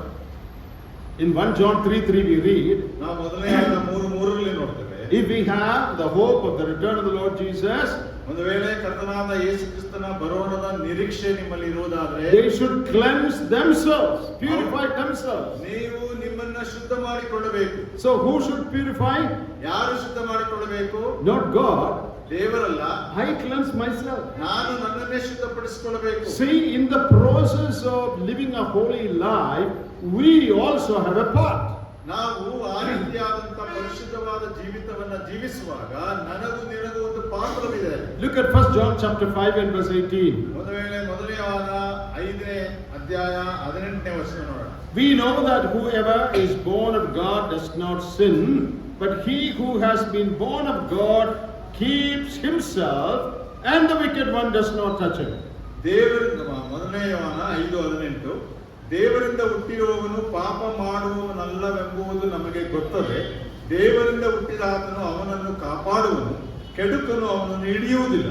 He who is born of God keeps himself. ನೋಡ್ರಿ, ಅಲ್ಲಿ ದೇವರಿಂದ ಹುಟ್ಟಿದವನು ತನ್ನನ್ನೇ ಪಾಪ ಮಾಡದೆ ಶುದ್ಧ ಮಾಡಿಕೊಳ್ತಾನೆ. It is not talking about God keeping him, but he keeping himself. ಅಂದ್ರೆ ದೇವರು ಅವನನ್ನ ಕಾಪಾಡ್ತಾನೆ ಎಂಬುದಾಗಿ ಬರೆಯಲ್ಪಡ್ತಾ ಇಲ್ಲ, ಅಲ್ಲಿ ಅವನೇ ಅವನನ್ನ ಕಾಪಾಡಿಕೊಳ್ತಾನೆ. And the wicked one will not touch. ಅಲ್ಲಿ ಅವಾಗ ಆ ಕೆಡುಕನು ಸೈತಾನನು ಅವನನ್ನ ಹಿಡಿಯಲಿಕ್ಕೆ ಸಾಧ್ಯವಿಲ್ಲ. So Paul is telling the Corinthians, let us cleanse ourselves. ಆದ್ರಿಂದ ಪೌಲನು ಕೊರಿಂಥದವರಿಗೆ ಹೇಳ್ತಾ ಇದ್ದಾನೆ, ನಮ್ಮನ್ನ ಶುಚಿ ಮಾಡಿಕೊಳ್ಳೋಣ. That reminds us of our responsibility in cleansing ourselves. ನಾವು ನಮ್ಮನ್ನ ಶುದ್ಧ ಮಾಡಿಕೊಳ್ಳುವಂತ ನಮ್ಮ ಜವಾಬ್ದಾರಿಯನ್ನ ಕುರಿತು ನಮಗೆ ಅದು ಜ್ಞಾಪಕ ಪಡಿಸ್ತದೆ. Sometimes we think, oh, it's all God's responsibility. ನಾವು ಅನೇಕ ಸಲ ಅಥವಾ ಕೆಲವು ಸಲ ಯೋಚನೆ ಮಾಡ್ತೀವಿ, ನಮ್ಮನ್ನ ಶುದ್ಧ ಮಾಡುವಂತದ್ದು ದೇವರ ಒಂದು ಜವಾಬ್ದಾರಿ. See, during the COVID time, ಒಂದು ವೇಳೆ ಕೋವಿಡ್ ಸಮಯಗಳಲ್ಲಿ many people died. ಅನೇಕರು ತಮ್ಮ ಪ್ರಾಣವನ್ನು ಕಳೆದುಕೊಂಡರು. Who kept us alive? ಆದ್ರೆ ನಮ್ಮನ್ನ ಜೀವಿತದಲ್ಲಿಟ್ಟವನು ಯಾರು? God. ದೇವರು. Who kept us? ಯಾರು ನಮ್ಮನ್ನ ಜೀವಿತದಲ್ಲಿಟ್ಟದ್ದು? God kept us. ದೇವರು ನಮ್ಮನ್ನು ಇಳಿಸ್ತಾರೆ. At the same time, we also kept ourselves. ಅದೇ ಸಮಯದಲ್ಲಿ ನಾವು ನಮ್ಮನ್ನ ಕಾಪಾಡಿಕೊಂಡು We wore masks. ನಾವು ಮಾಸ್ಕ್ಗಳನ್ನ ಮುಖವಾಡವನ್ನ We ಧರಿಸಿಕೊಂಡು sanitized. ನಾವು ಕೈಗಳನ್ನ ಶುದ್ಧ We took ಮಾಡಿಕೊಂಡು injection. ನಾವು ಇಂಜೆಕ್ಷನ್ಗಳನ್ನು ತೆಗೆದುಕೊಂಡು We kept distance from others. ದೇವರಿಂದ ಬೇರೆಯವರಿಂದ ದೂರ ಇದ್ದೆವು. See, we kept ourselves. ನಾವು ನಮ್ಮನ್ನೇ ಕಾಪಾಡಿಕೊಂಡು God kept us, that is true. ದೇವರು ನಮ್ಮನ್ನ ಕಾಪಾಡ್ತಾನೆ ಸತ್ಯ. But we also kept ourselves. ನಾವು ನಮ್ಮನ್ನ ಕಾಪಾಡಿಕೊಂಡಿದ್ದೇವೆ. Do you realize that we have a responsibility? ಇದನ್ನ ಅರ್ಥ ಮಾಡಿಕೊಳ್ತೀರಾ? ನಮಗೂ ಒಂದು ಜವಾಬ್ದಾರಿ ಅಲ್ಲಿದೆ. Many years ago in Trivandrum Zoo, in our place, ಒಂದು ಟ್ರಿವಾಂಡ್ರಮ್ನಲ್ಲಿರುವಂತಹ ಮೃಗಾಲಯದಲ್ಲಿ ಅನೇಕ ವರ್ಷಗಳ ಹಿಂದೆ one man went to see a bear. ಒಬ್ಬ ಮನುಷ್ಯನು ಕರಡಿಯನ್ನು ನೋಡ್ಲಿಕ್ಕೆ ಹೋದ. It was in a cage. ಅಲ್ಲಿ ಒಂದು ಗೂಡಿನಲ್ಲಿ ಅದು ಇಡಲ್ಪಟ್ಟಿದೆ. So he went very close to the cage ಅಲ್ಲಿ ಆತನ ಗೂಡಿನ ಸಮೀಪಕ್ಕೆ ಹೋಗ್ತಾರೆ. to have a good look at the bear. ಯಾಕಂದ್ರೆ ಅದನ್ನ ಬಹಳ ಹತ್ತಿರದಿಂದ ನೋಡಬೇಕು. And the bear stretched its hands through the iron bars and plugged his nose. ಅವಾಗ ಕರಡಿ ಏನ್ ಮಾಡ್ತಂದ್ರೆ ಆ ಸೊಂದಿಯೊಳಗಿಂದ ತನ್ನ ಕೈಯನ್ನ ಹಾಕಿ ಅವನ ಮೂಗನ್ನು ಹಿಡಿದುಕೊಳ್ತು. Why did that happen? ಯಾಕದಾಯ್ತು? Because he did not keep himself. ಯಾಕಂದ್ರೆ ಅವನು ತನ್ನನ್ನ ಕಾಪಾಡಿಕೊಳ್ಳಿಲ್ಲ. We read in 1 John 5:18. ನಾವು ಮೊದಲನೇ ಅವನ 5:18 ಓದಿದ್ವಿ. If you keep yourself, ನೀವು ನಿಮ್ಮನ್ನ ಕಾಪಾಡಿಕೊಳ್ಳುವುದಾದ್ರೆ the wicked one will not touch you. ಆ ಕೆಡುಕನ್ನು ನಮ್ಮನ್ನು ಮುಟ್ಟಲ್ಲ. If you don't want the wicked one to touch you, ಒಂದು ವೇಳೆ ಆ ಕೆಡುಕನ್ನು ನಮ್ಮನ್ನ ಮುಟ್ಟಬಾರದು ಎಂಬುದಾಗಿರುವುದಾದ್ರೆ it is not enough to go to the cage and pray. ಅವನು ಆ ಗೂಡಿನ ಹತ್ರ ಅಥವಾ ಆಕ್ರಮಣ ಮಾಡುವ ಪ್ರಾಣಿ ಹತ್ರ ಹೋಗಬೇಕೆಂದಾಗಿಲ್ಲ. Don't stand there and pray. ಅಲ್ಲಿ ಹೋಗಿ ನಿಂತು ಪ್ರಾರ್ಥನೆ ಮಾಡಬಾರ್ದು. That is not enough. Prayer is not enough. ಅದು ಪ್ರಾರ್ಥನೆ ಮಾಡಿದ್ರೆ ಮಾತ್ರ ಸಾಲದು. You have to keep away. ನೀವು ಅದರಿಂದ ದೂರವಿರಬೇಕು. Very often we are careless in our day-to-day life. ಅನೇಕ ಸಲ ನಮ್ಮ ದಿನನಿತ್ಯ ಜೀವಿತದಲ್ಲಿ ನಾವು ಎಚ್ಚರಿಕೆಯನ್ನು ವಹಿಸೋಲ್ಲ. We don't cleanse ourselves. ನಾವು ನಮ್ಮನ್ನೇ ಶುದ್ಧ ಮಾಡಿಕೊಳ್ಳಲ್ಲ. We say, God, you keep me today. ನಾವು ಹೇಳ್ತೇವೆ, ದೇವರೇ ಇವತ್ತು ನೀನು ನನ್ನನ್ನು ಕಾಪಾಡು. God will keep us, that is true. ದೇವರು ನಮ್ಮನ್ನ ಕಾಪಾಡ್ತಾನೆ ಸತ್ಯ. But you have to keep yourself. ಆದ್ರೆ ನಾವು ನಮ್ಮನ್ನ ಕಾಪಾಡಿಕೊಳ್ಳಬೇಕು. In the morning when you go out to work, ನಾವು ಮುಂಜಾನೆ ಕೆಲಸಕ್ಕೆ ಹೋಗುವಾಗ you pray, Lord, keep me safe on the way. ನಾವು ದಾರಿಯಲ್ಲಿ ಹೋಗುವಾಗ ನಮ್ಮನ್ನ ಸುರಕ್ಷಿತವಾಗಿದ್ದು ಕಾಪಾಡು. And who keeps you on the road? ನಿಮ್ಮನ್ನ ರಸ್ತೆಗಳಲ್ಲಿ ಯಾರು ಕಾಪಾಡ್ತಾನೆ? God keeps us. ಅದು ದೇವರೇ. But after having prayed that prayer, ಆದ್ರೆ ಆ ಪ್ರಾರ್ಥನೆ ಮಾಡಿದ ಮೇಲೆ do you walk carelessly through the middle of the road? ಎಚ್ಚರಿಕೆ ವಹಿಸದೆ ರಸ್ತೆಗಳಲ್ಲಿ ನಡೆದಾಡ್ಕೊಂಡು ಹೋಗ್ತೀವಾ? If you do that, ಒಂದು ವೇಳೆ ಅದನ್ನ ಮಾಡಿದ್ರೆ you will see the Lord today itself. ನೀವು ಇವತ್ತೇ ಕರ್ತನನ್ನ ಸಂಧಿಸ್ತೀರಾ. Before crossing the road, ನೀವು ಆ ದಾರಿ ದಾಟುವ ಮೊದಲೇ you look left, right. ನೀವು ಎಡಕ್ಕೆ ಬಲಕ್ಕೆ ನೋಡಬೇಕು. You have prayed, ನೀವು ಪ್ರಾರ್ಥಿಸಿದ್ದೀರಾ, God will keep you, ಆದ್ರೆ ದೇವರು ಕಾಪಾಡ್ತಾನೆ. but you have to keep yourself. ಆದ್ರೆ ನೀವು ನಿಮ್ಮನ್ನು ಕಾಪಾಡ್ಕೊಳ್ಬೇಕು. Many believers fall into sins because they don't keep themselves. ಅನೇಕ ವಿಶ್ವಾಸಿಗಳು ಪಾಪದಲ್ಲಿ ಬೀಳ್ತಾರೆ, ಯಾಕಂದ್ರೆ ಅವರು ತಮ್ಮನ್ನ ಅದರಿಂದ ಕಾಪಾಡಿಕೊಳ್ಳೋದಿಲ್ಲ. They are careless. ಅವರು ಎಚ್ಚರಿಕೆ ವಹಿಸುವಂತವರಿಲ್ಲ. They go to the wrong place. ಅವರು ತಪ್ಪಾದ ಸ್ಥಳಗಳಿಗೆ ಹೋಗ್ತಾರೆ. They make wrong friendship.